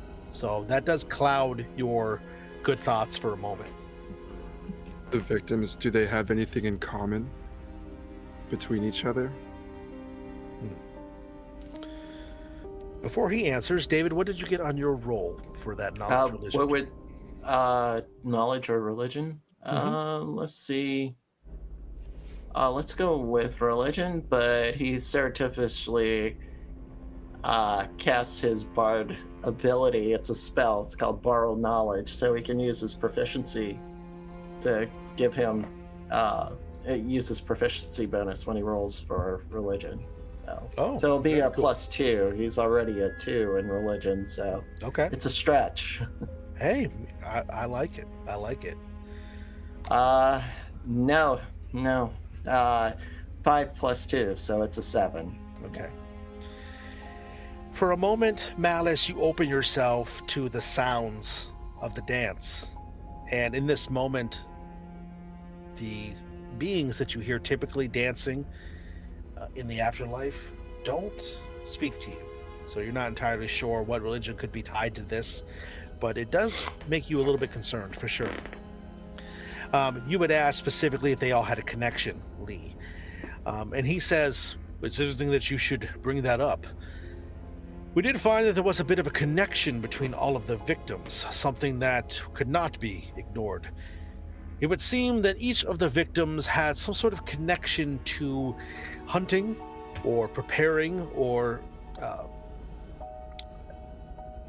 putting to rest animals, as it were. A hunter, some trappers, the worker was the most recent victim, also a man who worked in taxidermy. We believe there is a connection with that as well. We have looked into some local tribes that exist outside the city, but we have not found them to be cooperative or to have any answers that we seek. And we were very thorough, he says, looking to Zakara for a moment. Out of the corner of your eye, Enessa, you'll see that she gets kind of a wicked grin on her face when he says that.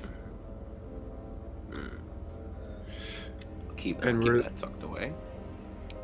Were these artisans connected in any other ways other than their profession? Did they know each other personally? They Part of seem the not to guild? have. They, again, just the backgrounds and similarities are all unique and different. However, they do have the same common connection of the body parts being taken and the connection to the preparation and the cleaning of the animals.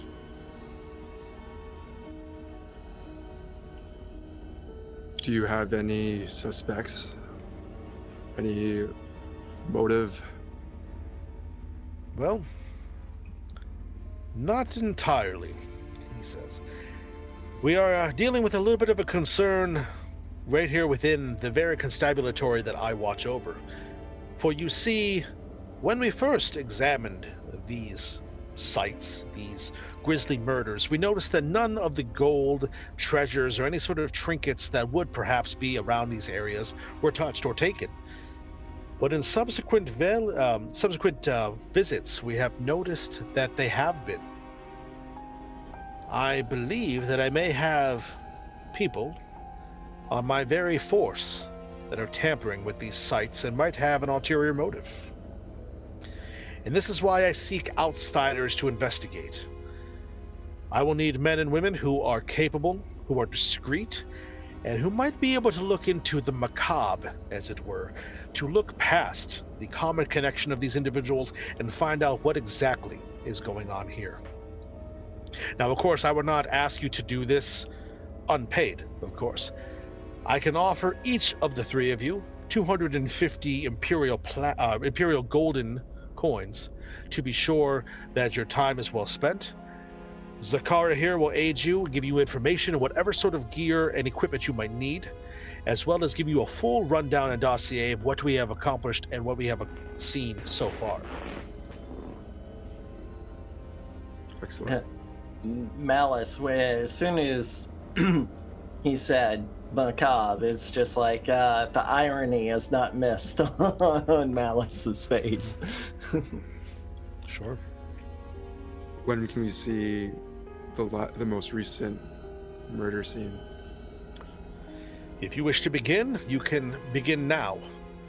Now, something to keep in mind, players as well as gentle listeners at home, is that because we are in a land of eternal darkness, there's no, I guess you could say, night versus daytime. There is a time where people would rest and go to sleep, and these hours would typically coincide with what we in our world know as daytime. So basically, timing is reversed. So if we were to have it, say, be high moon or typically midnight, this would be a midday for these characters because the moon has prevailing factor over the light of the world that does exist still. So that is how we mark the hours and the days. So at this point, it would basically be early eventide, or for lack of a better description, this would be mid-morning for us who are aware of such things. So you have plenty of time to investigate and look at things you would know. But cutting back into what Alexei says, you can begin as soon as you are able and you are willing. Again, you will have full cooperation from me, but one request that I would like to do this for your safety as well as for the purposes of the investigation, is I would like to keep your presences on this a bit secretive. I would like to be sure that the three of you are working at my behest in a more less than public capacity. Would this be something you would agree to? Hi. Of course. I mean, don't let this stress fool you. I can be discreet if I need to be. Very well. I would like to do it with more than just one of you. We need somebody to be discreet, and she's going to cast Disguise Self and just have the same attire that he is wearing. Aha. He gets a wry grin. Lee will just nod. When you nod, Lee, and now that you've been sitting here across from this guy a little bit more directly, he's looking at you at this moment, and he's looking at you maybe like he's trying to observe you. He's really trying to take in the sight of you, and he's trying to figure out, pardon me, he's trying to figure out something about you. He hasn't quite put his finger on something yet, but you can tell he's studying you for a moment. Very well. I will get you whatever information that we have, and it will be all brought together, and we will give you all the information we have thus far so that it may aid your investigations. Are there any further questions that you have for me, or any sort of requests that you might have for your duties here? Everything seems straightforward, in my opinion. Of course. Yes. I mean, I'm sure we'll have to find accommodations somewhere in the city eventually. I believe I can help with that as well, Zakara says from the door. We have a small subsection of the barracks that we would typically allow for new recruits to use, but we could cordon it off and give you access to it. There are 3 rooms, and you would each have your privacy, as well as being able to be somewhat nearby to have your questions answered, but also have a little bit of discretion.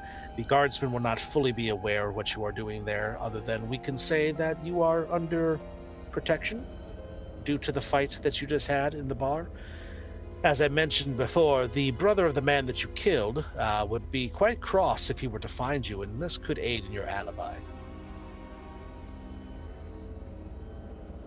Of course. More than suitable. Very well. It is agreed, then, Alexei says. He stands, and he actually will extend his hand to shake hands with the 3 of you. Upon this shake, know that our word is bond, and what we are accomplishing here is now sealed in spoken word. And he will extend his hand out to you, Malice, first. Of course. And Alice extends the blue tiefling, but the nails are longer, but they're well manicured, so yeah, you can see it as it forms a grip around his hand. Okay. As you shake his hand, if you please could roll a d20 for me. Just Okay. unmodified. Gotcha.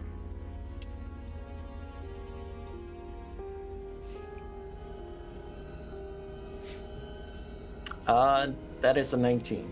19. Okay, thank you very much for that. That will come into play later in the story. He will look to he will look to Enessa, who is sitting in the center between the 2 men. With this, know that our word is bond, and that our spoken connection here with this shake will make sure that our word is a pact.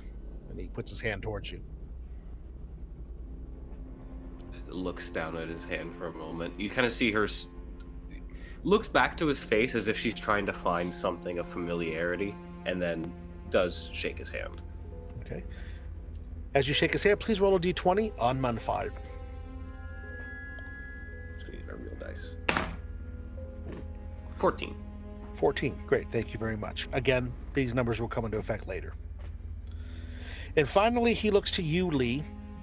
He looks to you, Lee, and as he does so, again, he has a look on his face like he's trying to figure out something about you. He's being subtle about it. It's not like he's gaping at you, but he definitely is trying to figure out something about you. Please know that as we shake upon these words, our words will become a pact. You are driven into compact with me, and we will have this accord be binding. And he puts his hand out towards you. Could I roll an insight check? Sure. It's 21. Okay. Now that he's closer, now that he's studying you, now that he's trying to figure out something, you recognize him now. He's older since the last time you saw him. In the war that you fought in all those years ago, you faced this man in battle. He fought on the opposing side that you fought against. and you have memories of that final fight and what it meant and what happened to you and to your life after. Apparently, he has found himself in a higher place, whereas you have not. So you carry that with you in this moment. He seems to be trying to place how he recognizes you, but doesn't seem to have done that quite yet. I shake his hand. Okay. I keep that to myself. And as you do, please roll a d20 unmodified.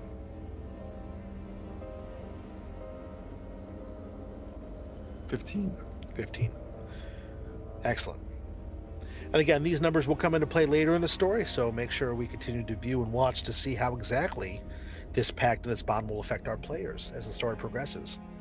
So, join into a pact, into a bond with Alexei. The three of you have decided to take up this quest to find out what exactly is affecting the city. So, where would the three of you like to begin? How would you like to find information? How are you going to begin your investigation to figure out what's happening to these people?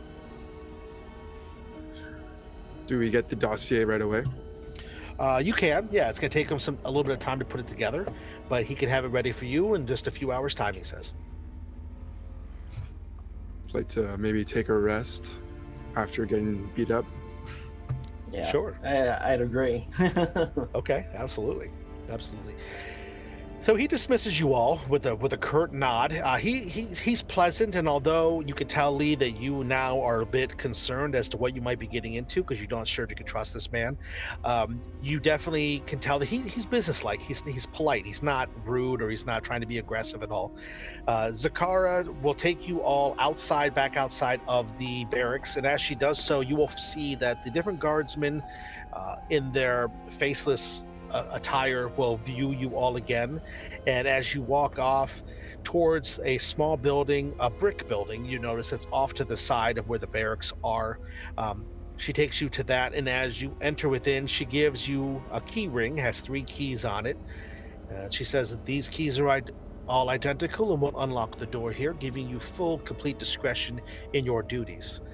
I can procure the information that you need and give you the complete dossier, as Alexei pointed out. Please make yourselves comfortable and make yourselves ready for whatever it is you need to do. The guardsmen outside will give you a little bit of protection as well, as they will be, again, informed that you are individuals who are seeking sanctuary here. So, if there's nothing else that you need, I shall return shortly. Very well, and he bows or whatever for a good evening. Absolutely, yeah. Or a good day. Sorry. Yeah, so she nods and she turns as she leaves as well, leaving the 3 of you alone in the room. It is a small single-story building. It does have 3 rooms, a common area that is between the 3 rooms, and this common area has things like a bigger table, something that would be akin to like a dining room table, a planning table, as it were. Several seats, enough for 5 people to be sitting here, even though there's 3 of you, as well as a small area off to the side where there was a stove, a small cabinet that has some foodstuffs in it as well. Everything that you guys will need to be alone and to have discretion and to be somewhat secure. You do notice the only strange thing about the building is that there are no windows or any other doors. There is literally just the one door in and out. The rest of the building is brick.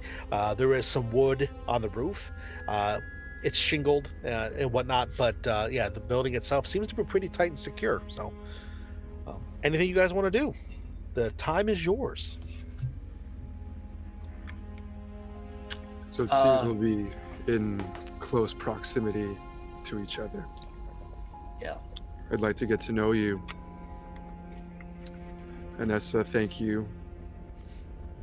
Malice, thank you for saving me back there.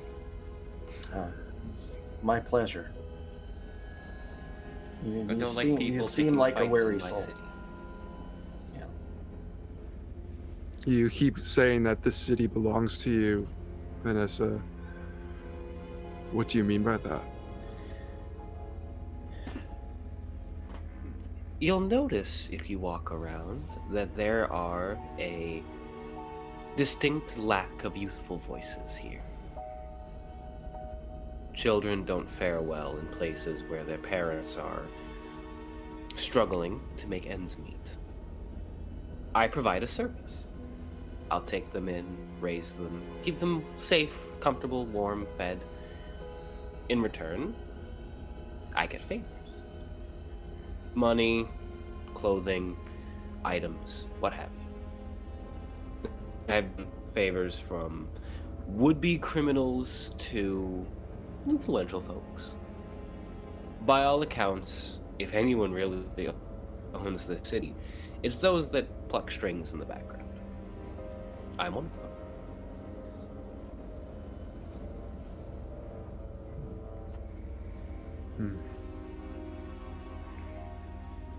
And Malice, you've only arrived. Why are you here? This is just a stop on a journey into the unknown. This is just one of the first places I've ventured to in a very long time. Where am I going? I really don't know at this point. Let's call it a quest for knowledge. Ever since, I want to say a fortnight ago, very disturbing dreams have occurred, and just for some reason, I am just feeling a pull towards this direction and this journey, and it's led me here. So, as they say, any way the wind blows, that's where I'll go. You say dreams. What kind of dreams? I've been having nightmares and visions. Nightmares, visions of flaming skulls for some reason. It's a disturbing dream. It's just a vision of the skull. The mouth would open, but like within a mouth there's another skull, and then that mouth would open, then another, and another, and another, and it just seems to go on for infinity. Interesting. It's, like I said, it's crazy. I've imbibed before, and this is not that. Much different from mine. Yeah, this tends to be a little more disturbing. Voices, lots of voices, almost in unison, like a chorus, is what I hear. So, but the language that they're singing, I just don't quite understand. And your loot, I noticed, doesn't seem to be mundane. Funny that you should mention that. Of course, with bards, towards the end of our training, we have to procure our own instruments. We take courses and how to make things out of fine materials and turn them into instruments of music. But of course, we also learned ways to infuse magic into them. And I guess you could say that's part of my journey, is to find magics to infuse into my instruments here. This one tends to run a little on the darker side, and you can see that from the carvings. The facial features, around the face of the lute itself, the garnets for the eyes. It's... yeah. As you can see, I am a person of infernal persuasion, so yeah, I tend to kind of drift towards that iconography, you would say. So. Indeed. Yes, the three of you are definitely three individuals that are quite different from one another. Your approaches, your outlooks, your appearances, but there is a common bond between the three of you now, brought together in this mission to try to find out what exactly is happening here at Mendulia's Rock. There's some time that passes as the three of you sit somewhat in silence, somewhat making this small conversation, trying to get to know one another. Eventually, Zakara does come back with a bunch of different scrolls and parchments that are collected in a long, thin bag of sorts. It's got like hard sides to it, but it's a bag nonetheless. She will give it to you. She'll let you know that this is the information that has been given and collected, and that she is going to leave it with you to make sure that you can look over it at your leisure. So you have the information, this dossier, as it were, to begin your investigations. Before you leave, Miss, one request.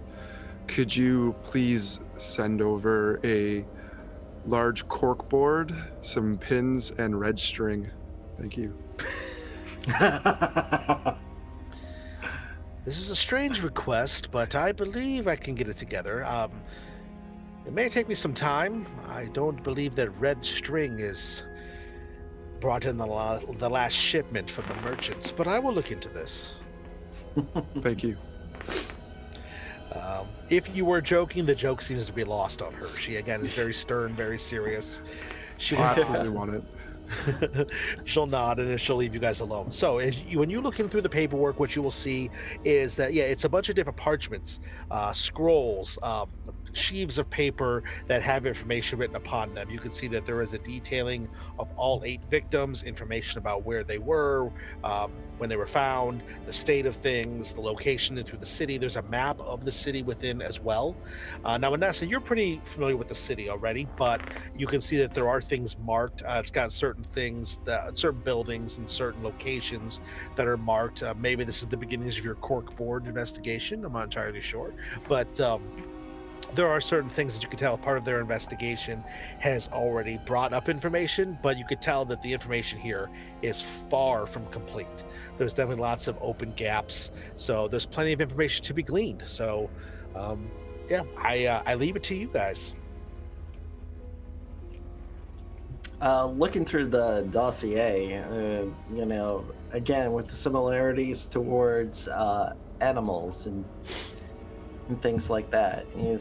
Malice speaks and he's just like, you know, normally I would think this was, you know, some cultist activity or something, but I mean, the irony in which these are all connected, I mean, I say this in joking, but the dark druids, I mean, militant, you know, that's just a wild string that I'm pulling at. No pun intended. But yeah, I mean, this is definitely strange. I would agree it's strange. I don't want to generalize or pick out a group based on past history or, you know. No, this could be an individual, not a group. I would like to read each guard report if there is one on each scene with each victim. Absolutely. Let's go ahead, and I assume you're all 3 going to partake in this unless you want to correct me. I don't want to assume anything. If you are all working together, let's go ahead and make investigation checks. We'll do this as a group test. So what we'll do is we'll have each of you make an investigation check. You'll need, because there are 3 of you, 2 successes in order to be successful. The strength of your success will determine how much information that you glean, as opposed to just giving you all a lump sum. There might be more information that you do or do not gain. So if you have abilities or you have spells or any sort of training that allows you to do better at this, you're willing to use that, you're able to. Are all 3 of you looking, or is it just some of you, or how are you going to do this?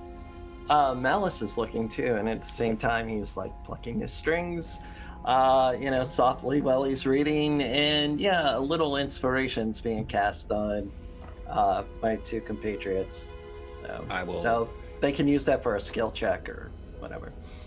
I will place a hand onto Lee's shoulder, kind of like warmly, and surreptitiously cast guidance. Oh, excellent. Wow. Excellent. Also, pulling out all the stuff. Would we consider that this is a short rest? Yeah, I would think rest. during the time of you sitting and talking, conversing with each other, waiting for Zakar to come back, yeah, you could have had the benefits of a short rest for sure. Yep. So yeah, excuse me, if you have any hit dice that you want to spend, that's absolutely fine. Yep. All right, so let's have those investigation checks while you guys are doing that. So all three of you are partaking. So yeah, let's have each of you do one, and we'll see what the sliding scale is here.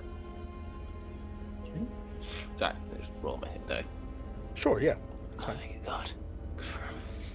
All my stuff is back. Okay. Well, Nice. did you guys just see what I rolled? Nat 20. Oh my God, why? I use it now, not in combat. Net 1. Oh, no! Both ends of the spectrum here. that is exactly right. You have So- a guidance. Okay. I roll my investigation and then I add a D4 and a D4. D6, or Yes. just the If you choose to use your bardic inspiration, yeah, you could use the D6 for that, and you could use the guidance as well. Yep.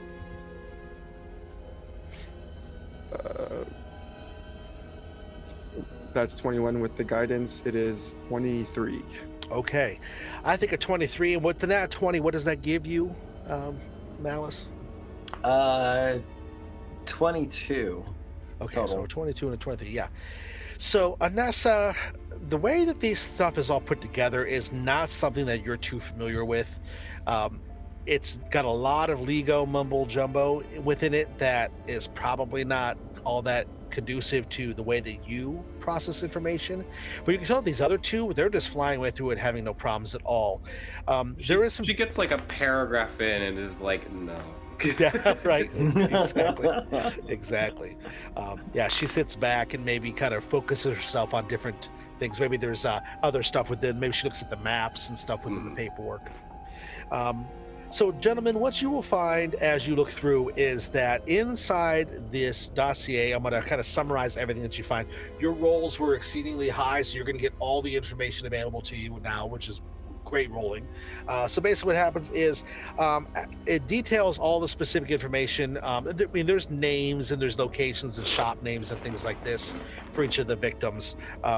But for our purposes here, I'll give a general overview. So basically, as said, the tanner that was found just a couple of days ago, pardon me, a few weeks ago, not a few days ago, was the 8th victim. You could see that the death took place in the slum district, as did all of the victims' deaths, all in the slum district, which is the northeastern section of the city here. You can tell from the map of Mendulia's rock. It is actually not that far from where you guys are now in the barracks. In fact, with the way that the map is structured, it would seem that the main barracks building is kind of the cutoff for the slums. Where you guys are now is the edge of the actual slums. So you guys are actually in the neighborhood of where these victims were found, where these murders took place. That's a little disconcerting, but luckily you have the guard watching the houses you guys are in. The 7 previous victims also had missing body parts, it would seem.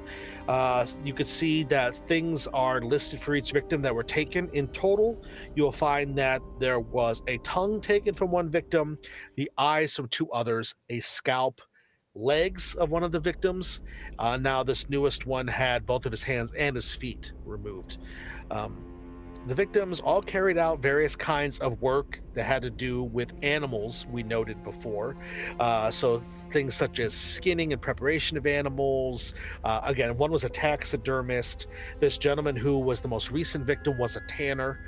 There's also an individual who was a butcher who would work with the animals that way.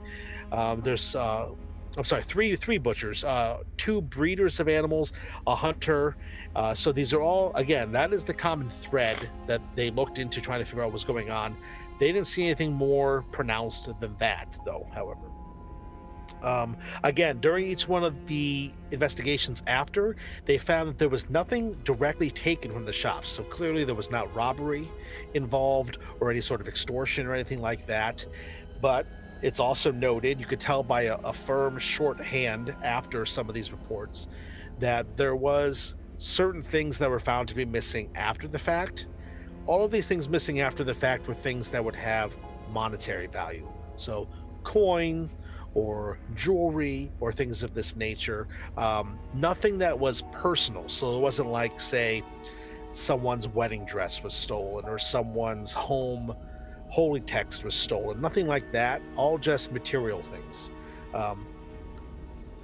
The in-depth investigation revealed that there was, in fact, registry books for the intake of money and delivery of the goods made at the shops were missing from all of the 8 locations, which again was disconcerting. They didn't find a connection between that either. It wasn't thought to look for this till after they noticed other things disappearing, so it's been written off in the paperwork as basically something that went missing with the jewels and the money. Something that is of note, however, it does say that there is interest in investigating the Bloody Darts. They wonder what their connection might be, since the Bloody Darts see and hear everything here in Mendulia's Rock. There is a note, and you could tell now by the way it's been written that this short, tight, clipped handwriting does more than likely belong to Alexei due to the things that it says, how it's structured, the way it pronounces things within, that he does not believe that the Bloody Darts, whatever that is, the Bloody Darts are going to really be ones who would murder people like this, because A, it brings a lot of attention, B, are they really going to worry about smaller time people like this? So he sees that also as a dead end and perhaps a frame job. Enessa, I think that you would be the one in the group here alone to kind of know who the Bloody Darts are. Without a role, you will know that they are a criminal organization that has a pretty strong chapter house here within the city.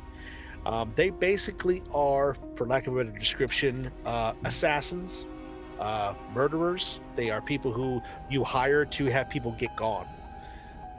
But you're not sure if this really fits the stories that you've heard of them, because they are a bit more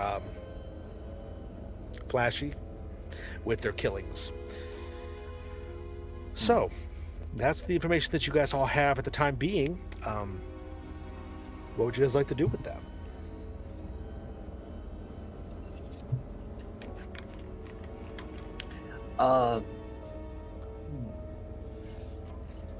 This is a well-established city. Is there a sewage system, Kevin?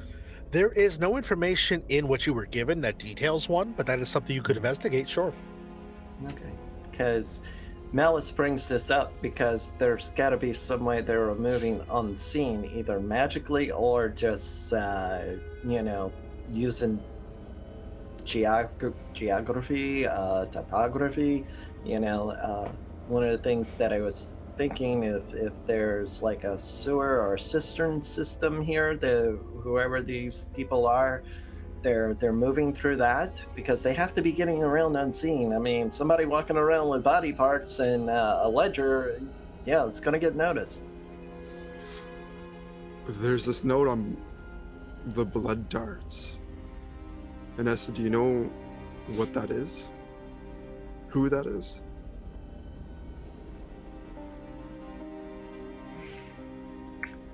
Do I? Other than the fact that they are hired killers, they're people who you can pay to have people be dispatched. You could maybe make a roll to see if you know anything beyond that, but that you would know from being in the city as long as you have. I would like to make a roll to see if I know anything else. There's a note saying from Alexei that he doubts that it was them, but I don't trust Alexei. Being honest, Alexei isn't the only person I don't really trust in this whole thing.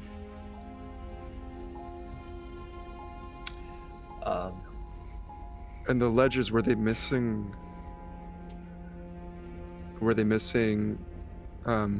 after the fact, along with the gold, or were they missing when the bodies were found? By the time that they were discovered that they were all missing, it wasn't noticed until after the fact, when all the gold and jewels and whatever might have been taken were taken. So this paperwork doesn't say if they were missing beforehand, because they didn't think to look then. It was when they noticed towards the end of the investigation of the murders that have occurred so far that they realized, oh wait, they're all missing, but they couldn't tell if it was before or after at this point, because at this point it was after all of that for all the different cases.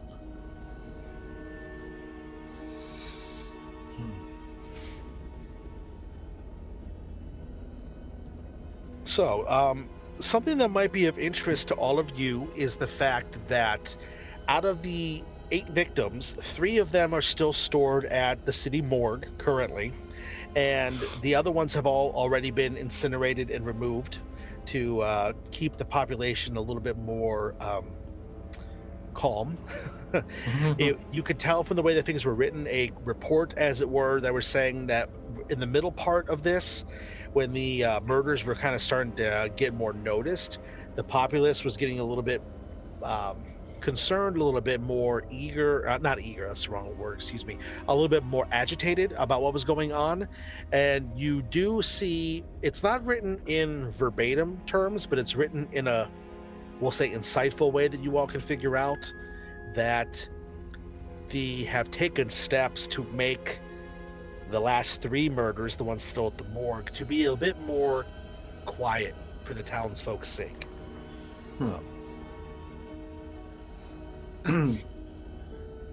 Just out of curiosity, is cremation a typical way that the departed are interned here? I mean, are there graves, graveyard, otherwise, or is it just like standard procedure? We burn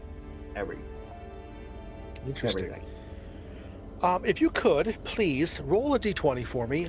Go ahead if you want. Yeah, add your proficiency bonus. Okay.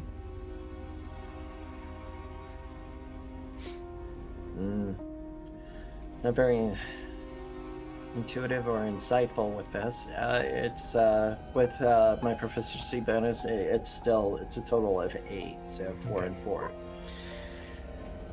In your time walking around the city, you haven't noticed any graveyards or any internment sites for the dead, but you didn't exactly go looking for any either. Sure. So I think there's 2 ways to proceed. We go to the morgue and look at the bodies, or we talk to the victims' families.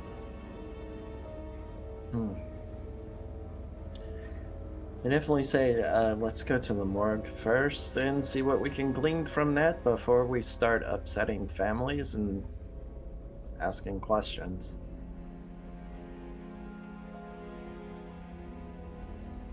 Just kind of, like I said, we swore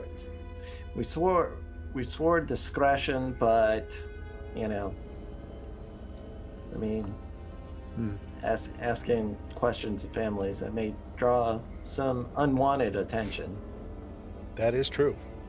Not just to us, but to the family too. Mm-hmm.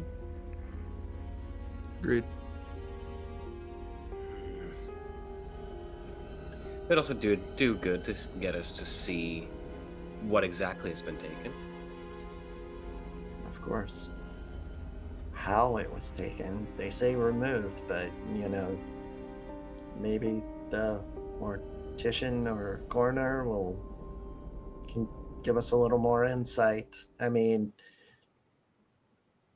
I'm no stranger to the macabre, but I'm just kind of interested in seeing how this was pulled off, because I mean, there's a lot of ways that this kind of mutilation would be done. It would give insight to whether we're dealing with someone like a professional, like somebody with military training, or this is just rage and just being hacked and slashed. Mm-hmm. I mean, it seems like it has a purpose, but I mean, if we look at the bodies, we can see how much of a fight ensued. I mean, I am a betting man, but I'm pretty sure these people were taken by surprise, and they're not going to have any combat wounds on their hands, or, well, the ones that still have hands. That's fair. On their bodies. What I'm saying is, yeah. Enessa seems a little bit lost. No defensive wounds, perhaps. So, or less. So I think there's a lot we can glean from this. Okay, so we have one person believing you should go to the morgue to investigate the bodies. How does everybody else feel about that? think it's the only way forward. He gives us a lead. Might as well. Hindsight, Kev. I should have taken speak with Dad. We're not Right. third level yet. That's okay. That's right. So, all right. So then the three of you decide to press on out to head your way towards the morgue to get a better idea of what you're dealing with by physically examining the bodies that have been taken in this rash of murders. As you all leave, you lock up your temporary residence for the time being, and as you begin to make your way down towards across the city, you following the map, and also it seems that Enessa has a certain familiarity with everything around too. You're not having any problems finding your way around. Enessa, as you guys walk along, there is a small figure that you notice off to the side in one of the alleyways who stops and motions to you in a way that you're familiar. A moment, please. She's going to calmly walk over that way. Okay. She walks away from the two of you briefly. You two gentlemen, as you stand there waiting to kind of see what's going on, she moves over towards the alley and kind of disappears around the corner of it. As you do, one of the children, this is a 10-year-old little girl, and her name is Amaya. And Amaya will look to you. She is a human. She has like blondish red hair, like a golden kind of red color, and she says to you, "Are you okay? We heard about what happened at the Sailor's Haven." Everything's fine. Just somebody that thought that they could bully me and some friends of mine. But I'm fine. Oh, well, that was really stupid if they thought that. The others were wondering, well, is there anything that you need us to do? We took care of the one thing that you told us about to do yesterday, but is there anything that you need right now? We heard, and she looks around, we heard that you were working for the higher-ups, that you're working for Alexei. Is this true? We have an understanding, and I'm doing him a favor. So yes. Favors are good, because when you do a favor, then somebody owes you one later. Exactly. Yeah. See, I'm teaching you so well. And she just like boofs her nose. And if there is anything you guys can do for me, I need you all to stay out of sight. But if you hear or happen to hear any rumors about bad people taking things from other people that aren't gold, I need you to tell me, okay? Okay. Yeah. Are you coming back soon? Are you coming back below? I'm going to finish something up here, and when it gets just to maybe an hour before sleep, I'll be back down below. Okay. Okay? Okay. Good. Okay. All right. Be careful, okay? Aren't I always? Stay out of sight. I'm Yeah, gonna ruffle her hair. Yeah, I will. I will definitely. I'll do exactly how you taught me, okay?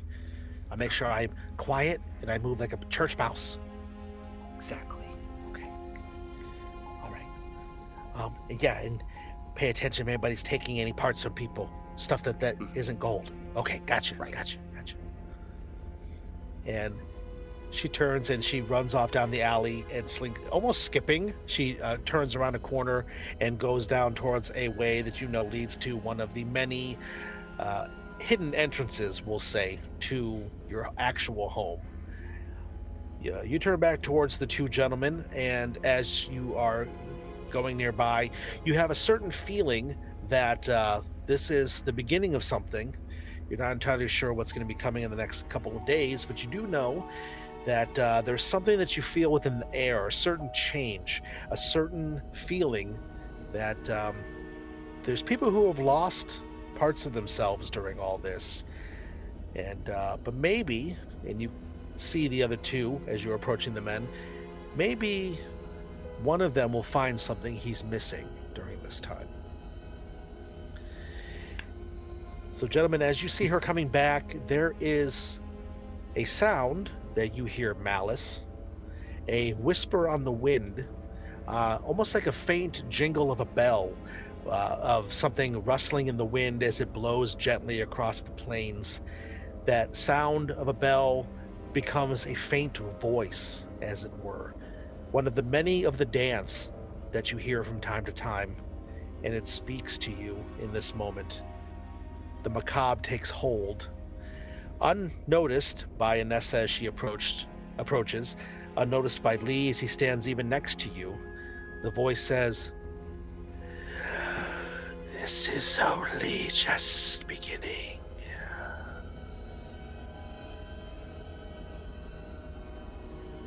My tail kind of twitches in agitation.